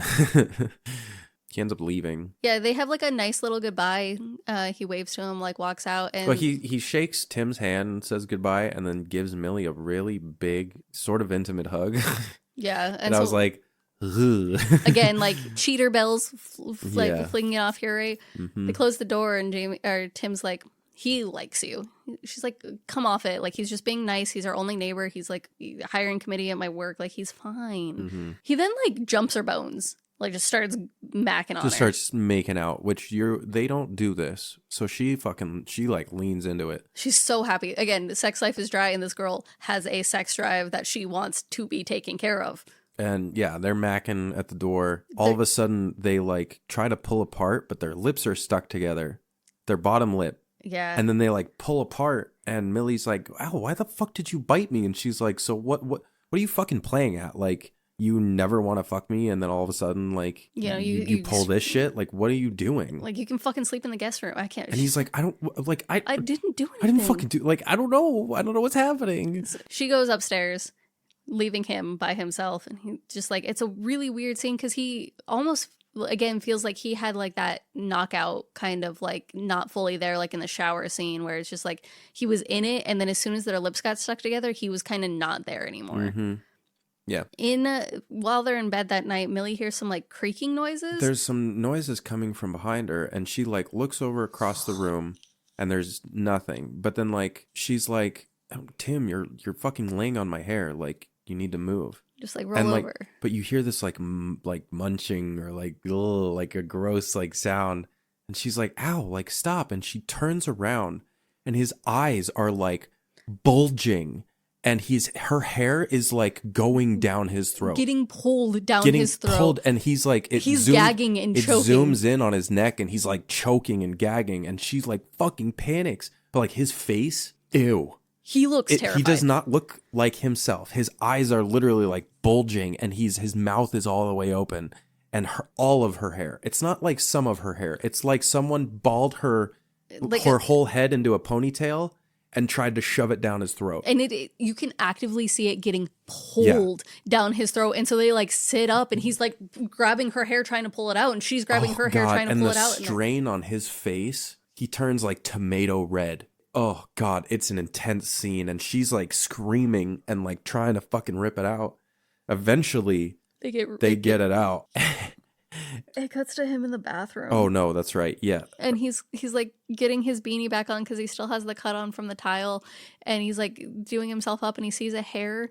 He needs to pull the hair out, and it's not in his mouth, it's in his gums. It's like in the top of his gums, like just in between his two middle teeth. But like in the gum, not between, like. And he starts to pull it out, and it just keeps going. It's the longest. It's a full ass long hair, and he's just like, oh, like, ugh. He gets his amps and his things, and he's going to the gig. She's gonna. Okay, homie looks like The Walking Dead. Yes, he looks like not TM. Literally, just the term Walking Dead, not the show. Yeah, he looks dead. He's just like he's sweaty so pale and pale. Yeah, he's got bags under his eyes. He looks like he's ill. Like he has the flu or something. Like he's just so sickly looking. And she even calls it out. She's like, I think you should stay home. And he's like, what, you don't want me to do my thing now? Like, we've been talking about this. And she's like, if you're not well, I don't think you should go. And he's like, I was asleep. I didn't know what I was doing last night. Like, I'm going on this fucking thing. And she's like, okay. And they like pack all of his stuff into the car. And they get to the train station because that was the agreed off point. And like they're unloading everything. And she's like, I think you should stay at a friend's house. Like, just let loose, have fun. Like, you go back to the city, like, feel unstuck, escape. And she like makes a joke out of it. Enjoy the freedom. Like, have the freedom, go have a good time, enjoy the after party. Like, don't worry about coming home tonight. Like, and the way she said it at first, you're like, God damn, she really is mad at him. But then she like explains, like, no, like, I think you really need to just get out of this place, go see people, like, something's wrong, and maybe being in the city, like being with everyone's gonna help you. Mm-hmm. He sits down on the train station, like little step, and she drives away, and then he like instantly starts freaking out. His body has this weird reaction. He's like, no, not now, and he like pulls out his medication and is trying to take him, and he's just like, the train is coming and he cannot function. Yeah, the train pulls up and he's like, you know, he sits down and is like trying to get his shit together, and then it cuts to Jamie, and she's at school. Like, she's at her school. Millie. Jesus. Jamie's the guy. Sorry, Millie. Cuts to Millie at her school. No, you're correct. It cuts to Millie is in the classroom. Her class is ending, and the little girl from the start of the movie, that's right, is there, and she's like, "Hey, like, what's going on? Like, class has ended. Like, what are you doing?" And they have a little conversation, and the girl drew the fused together dogs. Yeah, so she's like, "What is this?" She's like, "My dogs," and then she just like walks out of the classroom, and Millie looks at the paper. And it is the dogs, like, fusing into each other. Put an asterisk in this so we can talk about it later, because I have questions. Okay. Lots of questions about this whole drawing. So this whole thing is cutting back between, you know, Tim and Millie. Millie being at her work. Tim is, like, walking down the freeway. Yeah, he fucking leaves the train station, leaves his guitar, his amp, everything, just dips. And he's just walking, like, down on the side of the road. And looks god awful. Yeah. And then it cuts to Millie, who is on like Skype with her friend, the same friend that was like complaining about the sex life thing, or, you know, bitching about the sex life thing. It was like, yeah, the same guy who can't fucking get it up or fuck his girlfriend once, whatever, the same chick. Yeah. And so they're talking about like, what do you even see in him? Why are you even with him? Like, are you even happy? And she's like, I told him one time that Spice Girls was my favorite album. Mm-hmm. And they have this whole thing, and she's like, and it was so sweet. He remembered, he thought it was the most corniest thing, but the next day on our date he came with his guitar and played it for me. And friend was like, yeah, that's sweet and all, that was a decade ago. What has he done since then? Like, since what has he done? And Millie's like, just fucking hesitates, looks out her window, and during recess, fucking Tim, looking like The Walking Dead, is walking up to her. It's just like, well, he's standing out there. He's walking across the basketball court, and then they catch eyes through the window. Oh yeah, because he's like trying to find her. Yeah. And so she's like, oh my God, I gotta go. She closes her laptop and she goes downstairs and like catches up to him, and she's like, what the fuck are you doing here? Why the fuck are you here? And shoves him into the bathroom. She leads him into the bathroom, and he's like, I just needed you. Like, I needed to be near you. Like, my body was thirsting for you. you. He says that like, my body was like, I'm thirsty for you. Then they start making out and they push themselves into a bathroom stall, and then they just start. They start fucking going at it. And someone walks into the bathroom and they have to wait. Well, they're fucking. They nut. Well, no, before that. Before that happens, a little kid walks into the bathroom. That's after. So like they do it, and then I thought he walked out, they continued fucking. No. And then the second time he comes back in, they're already done. No. So they're fucking, and then they both finish, and then like she looks down and sees 2 feet. And she's like, she's like, don't fucking move. Like, does that kind of thing. And then the kid runs out. And then that's when they're like panicking. And like, she's like, you got to get the fuck out of here. And he's like, that's when he starts trying to pull out. And he's like, why are you clenching? But he's like, why are you clenching? She's like, I don't know. Like, it's been a while. But he literally can't pull out. No, and he's they like, are and it's like stuck together. It's like hurting them to try and pull out. And like, it's this back and forth for a minute. And it actually like shows the shaft. Yeah, so it's this whole part right here is one of them, their best friend, makes sex toys for a living. So these were all recreated genitalia. So that is a sex toy. It's not actually his dick. But yeah, like but it's so realistic. You see the shaft and he's like trying to pull, but you see that it's like stuck it's like, ugh. I don't have a dick, but that shit looked painful. And so Millie looks at him and goes, I'm sorry. Covers his mouth. And then fucking kicks him and kicks him back. And the camera looks at her and she's like, oh. And then he like... There's like a tear coming out. Yeah. She's not feeling good He looks like either. he's about to pass out. And then they hear the door open. And she tells him to get on the toilet. She tells him to get on the toilet. And she fucking hands him her panties. You hear Jamie and he's like, everything okay in there? And she's like, 1 second. And she comes out. And she now, one, after sex sweat. Mm-hmm. 2, y'all just had a very, whatever the fuck that was, like traumatic, ripping, whatever. She looks pale now, not as pale as Tim does, but she does not look okay. Yeah. She's like crying, like her eyes are watery. Her voice is high pitched in that tone of like, everything's okay. Yeah. Like, we're okay here. Jamie's like, this is the little boy's room, right? And she's like, I'm so sorry. I'm so sorry. And he's like, he doesn't even, like, she can't even come up with anything. And he's just like, he tells the kid to go run to class. And then he just looks at her and goes, just try to find the staff bathroom next time. And clean yourself up. And clean yourself up. There is blood dripping down her thigh. But, like, for Jamie, she just had her period. So Millie goes over to start to clean herself at the sink. And as Jamie's walking out, he looks over and he sees the foot come down off the toilet and step down. And then Millie looks over and sees that and looks back at him.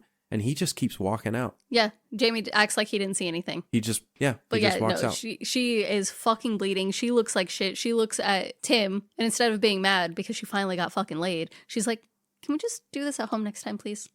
Go home. Like, she said that before all that stuff happened, because that was like a more tender thing. She's like, oh yeah, well, that was so fun. Like, can we do that at home next time, please? Right before the pull out. Because at this point, Millie is pissed. Like, also, they aren't quiet at all, and this is the outside bathroom for the playground. Yeah, like yeah. So man. they drive home and like they get out of the car and she is like losing her mind because she's like, you don't understand what you've fucking done. Like, this is career ending for me. Yeah, like, or I could get fucking arrested. Like, she's like, what the fuck even?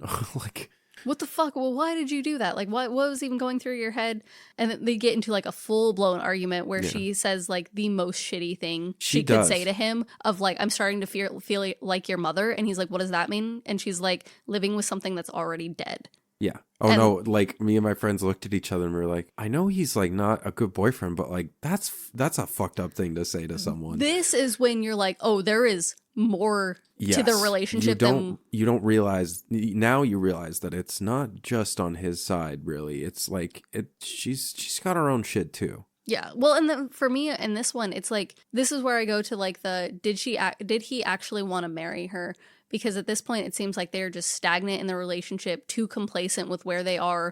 And that's what she's saying. She's like, I just got a new job. We just moved to a new place. And all of the same shit is happening. Mm-hmm. This is even worse than it was before. Why the fuck am I even here? Yeah. Like, and so I think for her, she thought this move would kind of like give them a boost and give them like out of the rut type deal. Like, hey, we're changing our scenery. We're doing all these kinds of things. Like, let's not be dead things. Mm-hmm. And he's like, this is the worst thing that could possibly happen to me. And he's like doubling down on it being terrible. It just makes it really bad. But then Tim is like, where are you going? And she's like, to apologize to Jamie. What the fuck else? Yeah. So she ends up walking over to Jamie's house. Rings a bell because he doesn't have a doorbell. He's got a wee bell. Yeah. That doesn't, you can't see me. It's the bells that you with the rope on the end. Yeah. The wee bell. He answers the door and he's like, hey. And she's like, I am so sorry about today. And he just is like, it's okay. Like, it's water under the bridge. Don't worry about it. It's women issues. Like, you don't have to apologize for that. She starts bawling. Yeah. But you're also like, why the fuck are you just sweeping that under the rug? Like, you saw the foot. Okay, so my thing at this point, because we paused it multiple times throughout this movie to talk about it, I paused it and was like, do you think Jamie thinks he's beating her? Do you think he is under the... Because she looked like shit.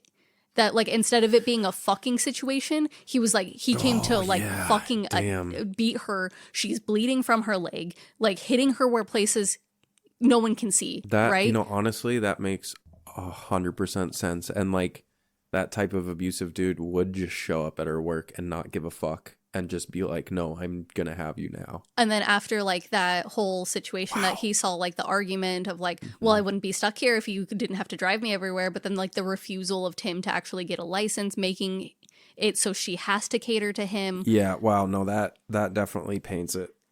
Holy shit. That was my thought, was that, like, he saw it and he's like, I can't address this now because that's just going to make it worse for her. Yeah, wow. That's what my immediate thought was. And that's why he was like, nope, we don't need to talk about this at all, ever, unless you want to. There's nothing here. I saw nothing. Yeah, damn. He invites her in for tea and insists. And they sit down. She talks about, he gets her some water. And this, put another pin in this, we're going to red string some shit together later. 100%. This and sex in the bathroom. We're going to put up 2 pins in those. We're going to talk about it later. They sit across from each other in a very nice, like, this is a very cabin-esque house. I love it. It's like all of these warm, rich wood colors. And she was looking at this this photo of, like, 2 people fishing. It's a really nice photo. They sit down in the seating area and she's like, she talks about, like, love versus complacency. Like, is she just complacent? Is she actually in love? And then Jamie opens up about his love life and how, like, his husband was the best of his whole life and, like, he misses him every day and blah, blah, blah. And then you notice, like, it zooms in on his hand and he's wearing 2 wedding bands on his ring finger and they're like 2 matching bands. And you're like, oh my God, his husband died. He's not actually trying to fuck her. He's gay. Yeah. Oh, me and my friends were all like, aw, we didn't realize that. Because he doesn't reveal it until the end. Yeah, he says, like, the whole, like, he story. tells the whole story and then, like, she's like, wow, like, she says something and he's like, yeah, he meant the world to me. And that's all he said to give you the context. But, like, when he says that, you're like, oh shit, maybe he's been a red herring all along. Yeah, and he gets up and he's like, I have my wedding video that I've been just dying to use for this occasion. And she looks out the window and Tim is staring there watching her. Like a fucking feral ape. Just, like, hunched over half. Literally, just like an abusive boyfriend tracking you down. What are you doing at some man's house? Yeah, so she's like, oh, not right now, I gotta I'm go. so sorry, I have to and go. just fucking runs out And the then door. at this point, I was like, poor Jamie. He just wanted to show off his nice little wedding video. He thought he finally, like, clicked with someone to be able to show it off. Yeah. I felt so bad for Jamie. She goes out and grabs Tim and is like, what the fuck are you doing here? And he's like, I didn't know where else to go. I didn't know where else to go. And then he like forces her to hold his hand and then, like, makes it like it's like a normal, like, pinky, like, little, like, that's right, yeah. 2-finger handhold, and then it turns into, like, a handhold, and then it turns into, like, very intimate between the fingies, like, gripping for dear life handhold. Yeah. And then it focuses on Millie and she closes her eyes and kind of has this moment of like calm down, like, we're gonna work. It's but also she's like done. Well, we can come back to it too, but I think I have something else to say, but I can't say it yet. Okay. It cuts to him being in his den again, looking at his computer where, like, iMessage is, and it's just the band blowing up his fucking phone. Being like, where the fuck are you? Like, Answer you better your be fucking phone. dead. Yeah. Because he was the gig tonight. He was their fucking guitarist. Promised that he would be there. They don't have another guitarist. I don't know what they're gonna do about it. Yeah. He, like, calls out. He's like, hey, babe, you ready for bed? And there's no answer. And so he, like, looks around the house. All of the lights are out. Millie's already in bed. She's fucking asleep. He goes upstairs and looks in, and she's passed out in the bed. And so he closes the door, and he goes back downstairs. He also says something about, like, sorry I couldn't be what we both wanted or something. Yes, he says that before he closes the door. And then he goes downstairs, and he goes into his office, and he actually closes the, like, glass sliding. So he has glass sliding doors that are, like, foggy. So you can, like, see the basic light. Yeah, it's like the what we talked about in 13 Ghosts, like that warbly glass where you can, like, it's like a foggy warbly glass. So it's got, like, those grooves in it. So you can make out that there's something on the other side, but not exactly what it is. He closes those doors and then he sits down and he actually starts to look into The metadata of the fucking photo of the missing people. Yeah, so he literally he opens up the fucking like source code and finds the coordinates, an IP address. He puts it into his browser and it pops up a Google Maps image with a pin on it that's like in the woods just down from their house. Yeah, like, and he's like, what the fuck?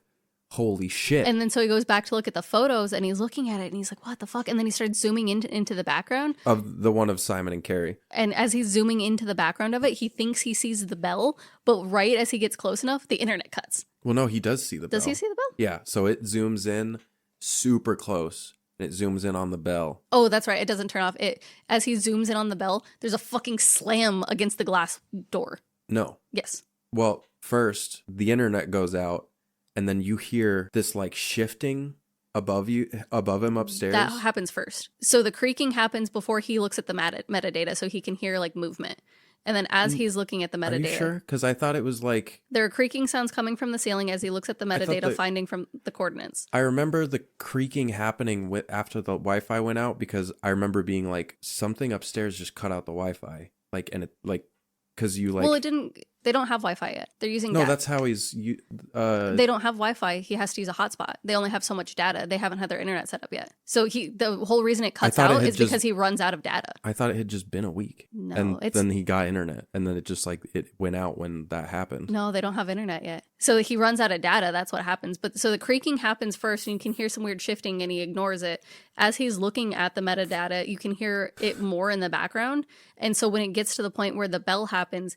I think you're correct in that there is more creaking, but it's the steps. It's not upstairs. It's right outside the door, because right as soon as he zooms in on that bell, there's a giant slam into the glass door. Yeah, it's fucking Millie. Yep. She slams into... Well, like... You guess. It's a fucking female in their house. You can't see what it is, to be fair. It's like you can... It's like a long-haired figure. I couldn't even see that. I just saw like the pressed up face. Oh, I mean, I could at least tell that there was like... longer hair, but yeah, you assume it's Millie. I think he says like Millie. Yeah, like I think he calls out to her, and then like she's like like pressed up against the glass, doesn't say anything, and as he like stands up and like looks at her, he moves to the right, and as he moves, she is dragging along the glass to the other side to like meet him at eye level, like because I think he fell out of his chair at one point, and she was like down there, and then as he stood up, like dragged herself up, and like dragged across, and then he like stands up onto her tippy toes, and like it moves up to match his height, and then it cuts to outside of her not even touching the fucking floor. No, she's just like violently having a seizure against this door, levitating against the damn door. And so he's just like, fuck it, and he opens the door, and she like fucking slams into him and like is seizing on top of him. Yeah, and he ends up slapping her, and like she finally wakes up and fucking like reels back. He's like, what the fuck did you just do? And he's like, me? What the fuck did you just do? And then it cuts immediately to them in the fucking kitchen, sitting across from each other. Millie has been completely fine until now. Yes. Theories on before. What was your thought at this point in time? Do you want to know my exact thought? Yes. My thought was, oh my God, Jamie gave her the water. Okay. Interesting. Because mine was, oh my God, Tim came in her. That was also my thought. So these were my two pins. Yes. Actually, was Jamie giving her the water and Tim coming in her. I was like, because she was fine. Like, she didn't drink the water in the cave. Now she like met up with Jamie and fucking Tim came in her, and now she's weird. What the fuck happened? But like, she was even okay when they got home. Yeah. It wasn't until after she went to Jamie's that then when they're walking and they finally hold hands and she has that like moment, that moment is more than just her being like, I gotta accept reality. It's like almost that feeling, like it was the same kind of feeling that Tim first got when he touched her shoulders. Yeah, but the thing is that was like a day later. It took a second for Tim's to kick in. And the water and the them having sex happened in the same day. I have a hypothesis for that. The fact that Tim was the only one who drank the water. And so it took a little bit initially to kind of kickstart things because it didn't have that immediate connection. It kind of almost had to like figure out that the other connection was going to be her. And then like when she drank the water, that just like it kind of fucking kicked into high gear and was like, okay, now I have both parties in this. We can just fucking begin the show. Does that make sense? Yeah.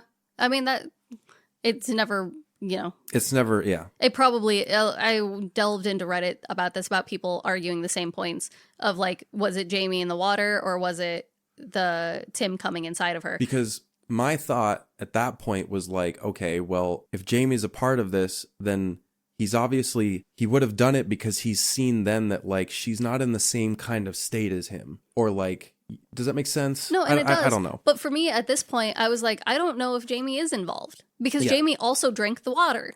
He poured both of them a glass and he had his own glass of water. So it's like, that'd be weird for this to happen at this point in the movie. We're not going to cut any further. At this point in the movie, my thought was like, it's super weird that he would want that, like he would give her weird ass tainted water that he would also drink. Yeah. So I thought it was Tim that makes fucking sense. her and then like literally And implanting shit in her. That also makes sense because like it all makes perfect sense. Because then for me it was like, well, yeah, instead of like if this is like because I wasn't sure what this movie was going to be. I had no idea what this fucking was.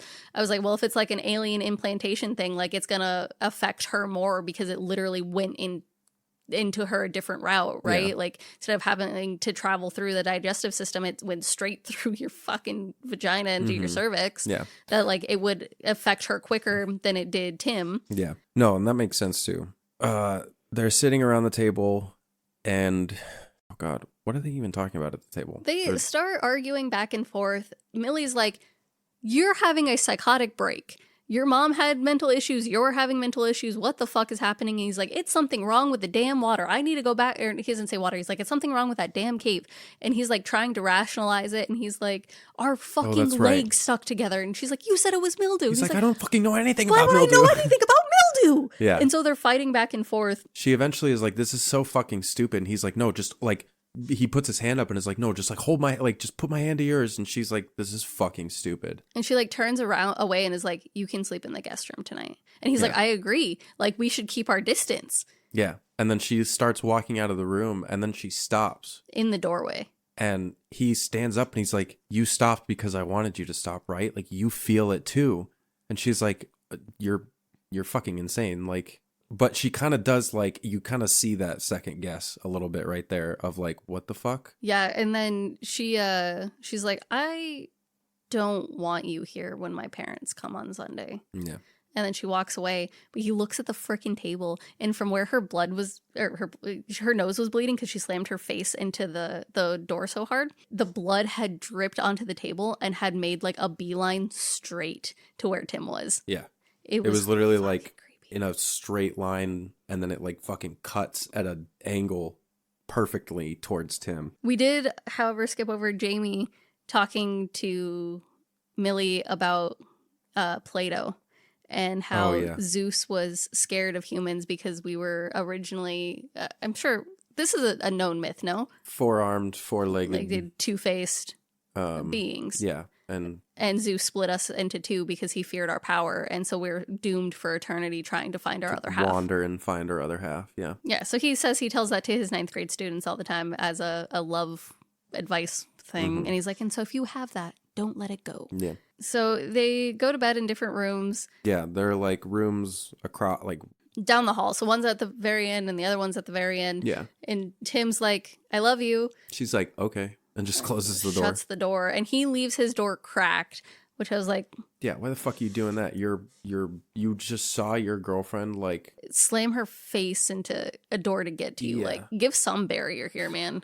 well, he doesn't. And he actually, it gets pitch black. Like, the reason I say this is because like we were watching it, like it's like 1:30 in the morning at this point or close to it. And all the lights were off. So when this happened, it was like my TV had shut off. It just became pitch black for a minute. And then all of a sudden you hear like shuffling. And then it cuts to Tim being pulled along the floor.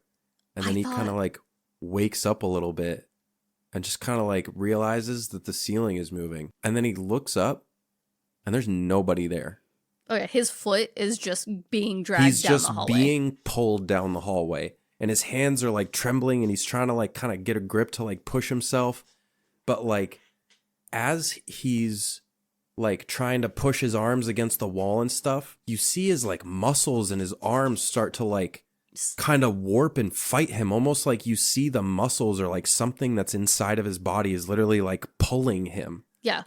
Like And- he is like splayed with one foot on each wall with his arms on the wall, like in a door frame, trying to like stop himself from moving, and it is not happening. He shouts out for Millie, and then like her doorknob starts rattling and like her door starts shaking and shit. So bad. And then it stops and it opens up and like you see this figure standing there and all of a sudden it fucking bends backwards. It back and it's bends. Millie and she's getting dragged.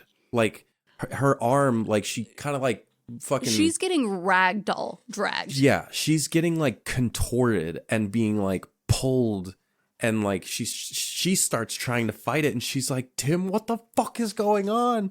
She's trying to catch herself, but again, you see this like it's almost like her muscles are pulling. Yeah. And like they're pulling each other towards them and like Until finally. Oh my god. It's the whole thing. Like I was watching this and I was like, oh my god, is she a contortionist or did they get like they had a stunt double as a contortionist? It was because, like holy intense. Shit, it was so And intense there's the way like her body was moving. and like squelching. It was I could not move my body that way. Finally, their hands lock, like molding into each other's wrists. Yeah, they and get it's like pulled, like Tim gets like pulled up almost and like yanked forward. So he falls forward and his arm extends. And a similar thing happens to Millie. She kind of like trips and then they're laying there on the floor, and their hands are like close. And then they grab each other. And when I say they mold, I mean they start fucking fusing. Like their fingers are going under the other person's flesh, becoming one. Mm-hmm. And it is the most surreal body horror shit I have seen. It's so disgusting. Then Tim starts yelling, the fucking, in the drawer, get the medication. And she's like, the Valium, and she like knocks over the drawer and he's like, it's diazepam now. He's like, it's diazepam now. As their hands are fusing, she like is reaching up for the drawer, barely gets it open and like pulls the whole drawer out and you know, shit goes everywhere. And she picks up the bottle and she can't get it open and she's like, it's the fucking child lock. And he's like, hold it to me. And so he uses his hand to actually like get it open. And it spills everywhere. It fucking explodes and she's like, how many do we take? And he's like, as many as you can. And then they like pop a few. They start popping them and then they start chewing them. And then he's like, it'll go in our systems faster if we snort it. So they start smashing the pills and just like snorting. And this is the most chaotic scene. This is what made me almost cry laugh earlier just thinking about, because not that it's necessarily funny, it's just so insane. You would think that like the amount of terror of their bodies fusing feels like someone else is in the room attacking them, and the only way to get the person to stop is by snorting diazepam. The tension is so high, but it's also just like the most unserious thing in existence. They're like snorting and it gets to the point where like their faces are turning white and their lips are getting a little blue. Like they're taking so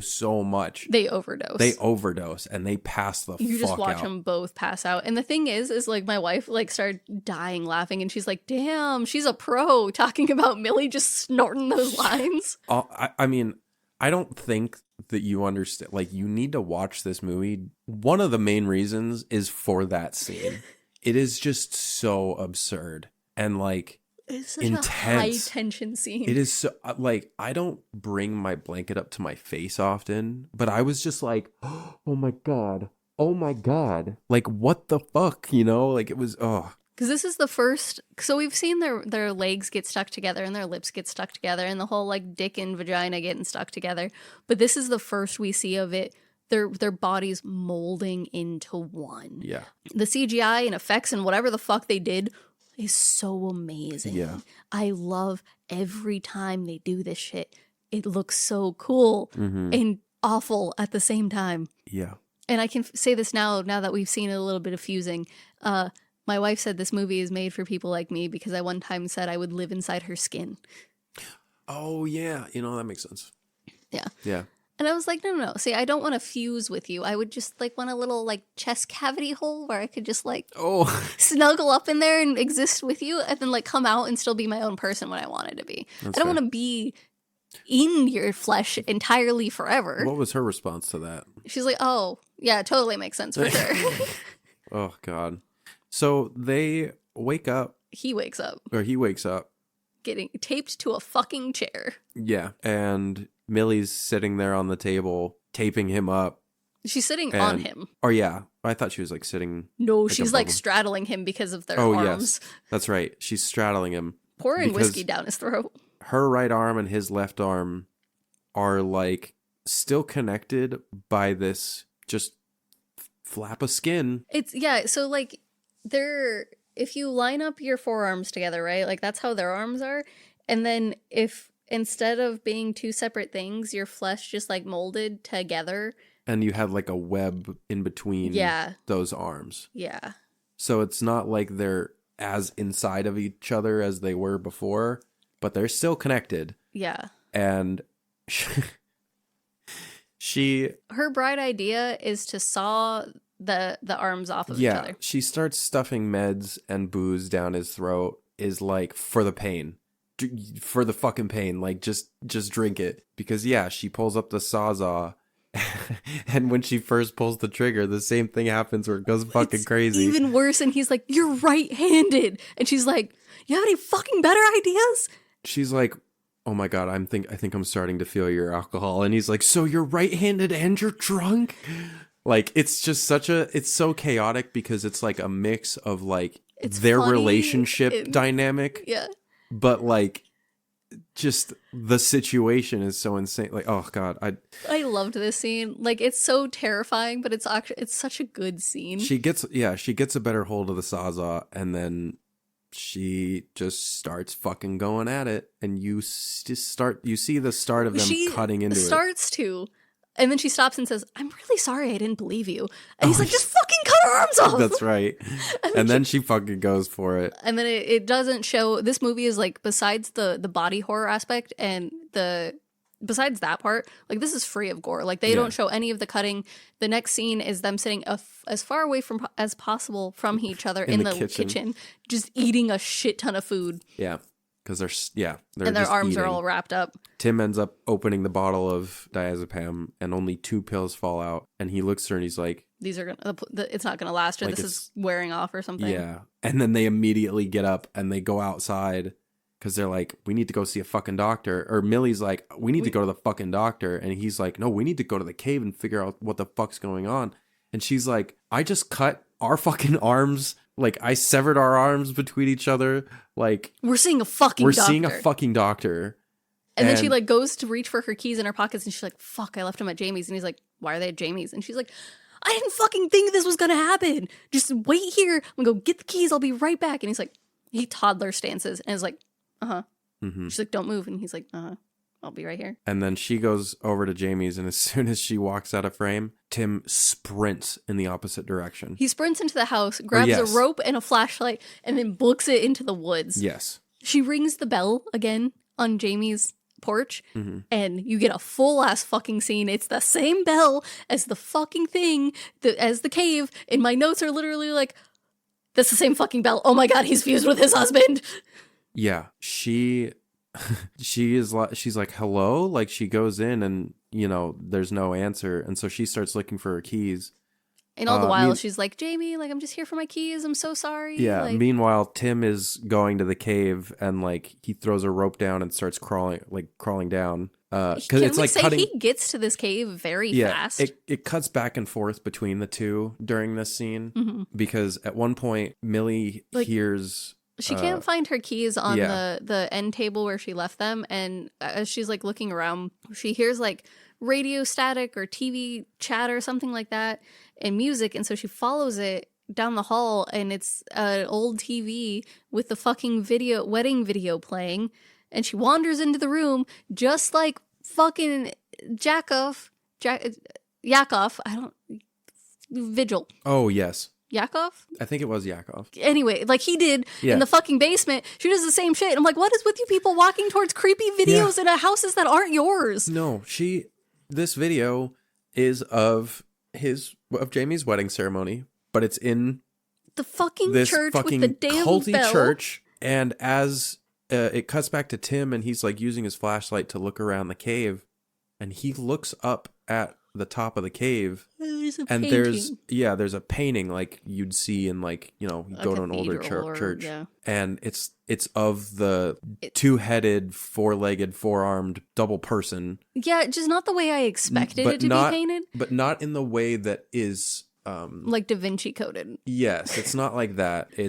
They're fused by their back. Yeah, it's fused. They're fused by their back, and it's more of like, I don't know if any of you have ever played The Forest. It's a fucking horror game, and there's creatures that are essentially like those. They're fucked up and terrifying. But yeah, I never pictured, because like anytime I think of like a two-headed, four-armed, four-legged thing, it's very much like Da Vinci's drawing of like, you know, the arm thing. Mm-hmm. I've never thought about it being two people fused back to back. Yeah, because like you think of it being like your person, and I feel like being back to back with someone just feels so like impersonal. Mm-hmm. Well, and in the video, it then cuts to the video of the church with the same fucking photo being. This is the only part.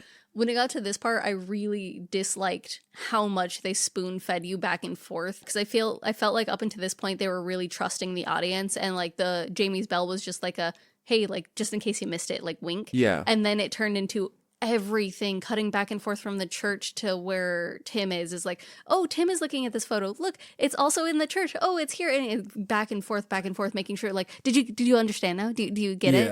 Yeah, this is the only part I really did not like. It like really got on my nerves, because I'm like, you trusted us all the way till this point, and now you have to spoon feed us the rest of it. Yeah, okay, no, I get it. And as this is happening, so first off, Jamie comes out of the shadows while she's at the house. He was watching, and he's like, I was just waiting to show this to someone, and explains like, this is what the church was meant for, this is what we're always supposed to be type deal. Yeah. And he's dressed in the same like white getup he was wearing when he got married. Tim has his ankles fucking grabbed by an abomination of a fused couple, which is Carrie and Simon. Yeah, you can tell because of the red hair. Yeah, but this fucked up thing it knocks him over, and he then gets stuck, like the sticky stuff from before. He is now like stuck to the floor, and this thing is crawling towards him, saying help me, and it has a fucking knife in its neck. While all this is happening, it cuts back and forth, but like it'll cut to Millie. Jamie's explaining like, this is the ultimate like warmth, and that like, you know, it's, you'll never feel anything better, and you know, you should see what happens when you try to fight it. Yeah. And as soon as he says that, it cuts back to the blob of a human that is Carrie and Scott, meaning they tried to fight it, and if you try to fight it, that's what you fucking turn into. Yeah. And so he just like goes on explaining like why they did it, the whole reason behind it. He then cuts her arm with he takes that wedding ring. The wedding rings have like spikes on the back of it for some reason. Yeah. And he like claws at her arm. Well, so in the video, we should mention this, in the wedding video, you see Jamie and his husband, they get their wrists cut open, and they're fucking laid down on the ground, and then I thought they just got water splashed on the wrist. Did they really get cut? No, they like sliced their wrists open, and then they like lay on the ground. At first I thought they like died and then came back to life, but I was like, no, I don't think that's part of this process. I don't know, but like then they get up and they kiss, and then yeah. No, you're good. I'm trying to, because the whole like wedding video is a lot, because they start off in the chapel, and then they go into a cave. Then in the cellar is the cave. Oh yeah. So they open the cellar and they go down there, and they have like a whole water ceremony where they're putting water on each other, and it's almost like a hand fast. And then like, I guess they cut themselves at some point, and then they like get led somewhere else. The whole video is a lot. Yeah. And then cut back to Tim. He ends up being able to rip an arm free, and rips out the knife from the neck of them. And slices off its fingers. And then gets up and runs away from it. And it's like, it turns around to keep crawling at him. And it's like, please come back. Like, kill me. Help. Please, like, kill me. Yeah, it's like, they're enough human to where they're conscious to be like, you need to kill me because we can't live like this. Yeah. The only solace here is that knife being plunged in there was probably keeping them from bleeding out. Yeah. So that being pulled out, I hope they would have bled to death, I hope. And then they had their fingers cut off, so they're bleeding more. Mm-hmm. So they eventually had a horrible death of bleeding. Tim does escape the cave, and Millie ends up, like, after getting cut by Jamie, she ends up smacking the shit out of him. And running to the house. Running out. So they stop far enough away from each other to explain, hey, like, this is what I learned. It's the blah, blah, blah, the church, blah, blah, blah, Pluto or Plato, whatever you. And they start getting dragged, and he, like, grabs their, like, light post, and she's grabbing a bench. And then he's like, you know what? There's only one way to, like, end this. And they, like, stop maybe, like, 2 feet away from each other. And then he, like, does the fake proposal she does, too. But as you look at his back, he has a knife, which looked like a pocket knife, which I feel like he could have closed, but he didn't. I mean, like, I think there's a fair amount of those, like... It could have, to me, it just looked like a pocket knife, but I think it might have just been like a survival type knife. Yeah. He does the same proposal. He says a bunch of shit about how, like, I think about, like, you know, how my life could have been and how miserable I was without you and how, blah, like, pretty much just saying everything that, like, her friend said was, like, he wanted to be a rock star and he's a washed up 35-year-old. Like, he's awful, and he says that, and he's like, you know, my life was nothing before you, and I could not imagine it without you. Like, this is what I should have done a long time ago. Like, will you marry me? And then he pulls out the fucking knife to go and slice his throat, and he's like, we can't both live like this. He's like, close your eyes. Like, I don't want you to watch this. Like I'm just gonna end it this way. And she's like, no, don't fucking do that. Like you don't have to do that. Or make sure you change my last post to BRB dying. And she, like, lifts up her shirt and, like, is bleeding everywhere. And Millie makes him promise to, so she's bleeding everywhere, and then she's like, promise to make my last post BRB dying. Well, yeah, because she ends up, like, fainting, and before he ends up slitting his throat, he, like, goes and catches her and is like, oh, no. Dude, but the scene, because her blood is traveling up his face. Yeah, so like, cool. He's looking down at her, and her blood is literally, like, coming up onto his face and, like, going into his ears and his nose and, like, up into his eyes. Just like, but he's just, like, so focused on her. The door to the house opens. Tim brings her inside, lays her on the sofa, and she wakes up. And he's like, what the fuck? And he's like, it was the only way to stop the bleeding. And he grabbed her arm with his hand to fuse them together so they could stop the bleeding. How did he bring her inside? He princess carried her inside. Bridal carried. Which hand did they? Right. Both right? Yes. No, right and left. Maybe just, like, had her left hand, like, hanging over while he held her like that. You know what I mean? Kind of like... How? Like, did he, like, scoop her legs this way? I mean, he already had one hand, like, on her chest, like, on her upper body. How did he get his arm maneuvered under her legs? Because his right arm was under her legs. I don't know. That was all I could think of. Is like, how the fuck did you actually pick her up, my guy? I don't know. Anyways, he puts on the Spice Girls and is like, I should have done this a long time ago. And they talk about, like, is this really what we want to do? And he's like, I love you and I don't want to live without you. So they fucking dance erotically to Spice Girls and then start stripping and making out. And then they get naked, they make out, and they start fusing. Like, Tim's hands are on her back. Fusing into her ribs. Starting to, like, yeah. And it's like they're crackling and they're just like... They have a shot during this where, like, they get so close, their faces, that, like, you're literally watching their eyes and like, eyelashes go towards each other, and they're just, like, looking at each other as this is happening, and it's just so and then we have, like, a wide shot of this, just they're, like, both kind of like because it's not a comfortable experience probably, but they're just they're morphing into each other. And then the camera pans over to the laptop. Over to the laptop, and then it pans over to, like, in the kitchen where the table is with the sawzall and there's, like, blood and shit. And then it pans up to picture? No, it pans over to the laptop, like, where the photo comes, like, their internet kicks back on. And that's right. The picture of Carrie and Simon pops back up on it for some reason. And then it does pan over to the table, but the table is now set for three for breakfast on Sunday for mom and dad. And you're just like, what the fuck? And in my head, so with this whole fusing, I was like, does the submissive personality fuse into the dominant personality? So was it just gonna be her and he was just gonna, like, live inside of her? That was my thought, is like the dominant personality wins, but you just have both of you inside of them. Well, the parents pull up to the house and they walk up to the front porch, and they ring The goddamn bell. a bell. The wee bell. The wee bell. And then you see a shadow like walk over to the door, and the door opens, and it is A little twink of a human. yeah, that's the best way to describe it. The crew called this Tilly. Tilly. It is the perfect fusion of Tim and Millie. So the person is what's her name? Alison Brie, the person who played Millie, with certain facial features of Dave Franco projected onto her. I looked at it and was just like, what the fuck? And that's it. Then the movie fucking ends. How the hell are you explaining this to mom and dad? How the hell are you explaining this to the friends back home? Because this isn't just like people who were fucking hermits in the middle of nowhere. How the fuck are you explaining this to anybody? Do you just not? Do you just cut contacts with everyone and make new friends? Was Carol a fusion between husband and wife? Wife and wife? Is everyone in this damn town a fusion? Also, there are kids, so not everyone can be a fusion. Or do you wait until after you have the kids to then fuse? Was dad at the beginning a fusion? You know, that's a good point. I don't fucking know. Honestly, I really don't fucking know. Also, is jacking off twice as pleasurable? As what? Just getting your, like, having sex? Yeah, like, because now you're feeling your partner's feelings and your normal feelings.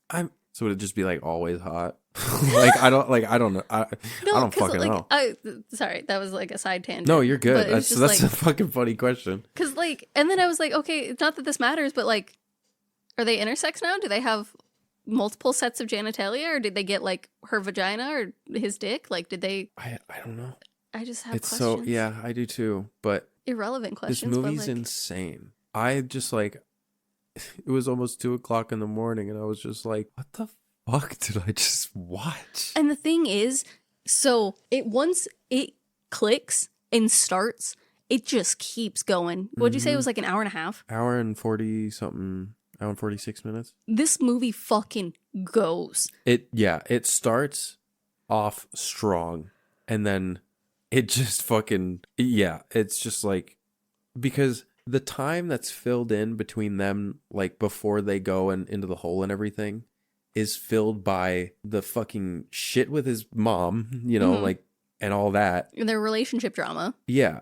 It's like, it's just so perfectly set up that like, it fucking keeps you in it. It's definitely one of my new, like, I don't think I'd put it in my top 20 just because I am not the biggest fan of like body horror movies, but like, what a fantastic experience. It was a great fucking movie. However, I don't have a lot of people I could recommend this movie to. No. The body horror is a very hard genre for a lot of people, and this is a very extreme body horror movie. Yeah.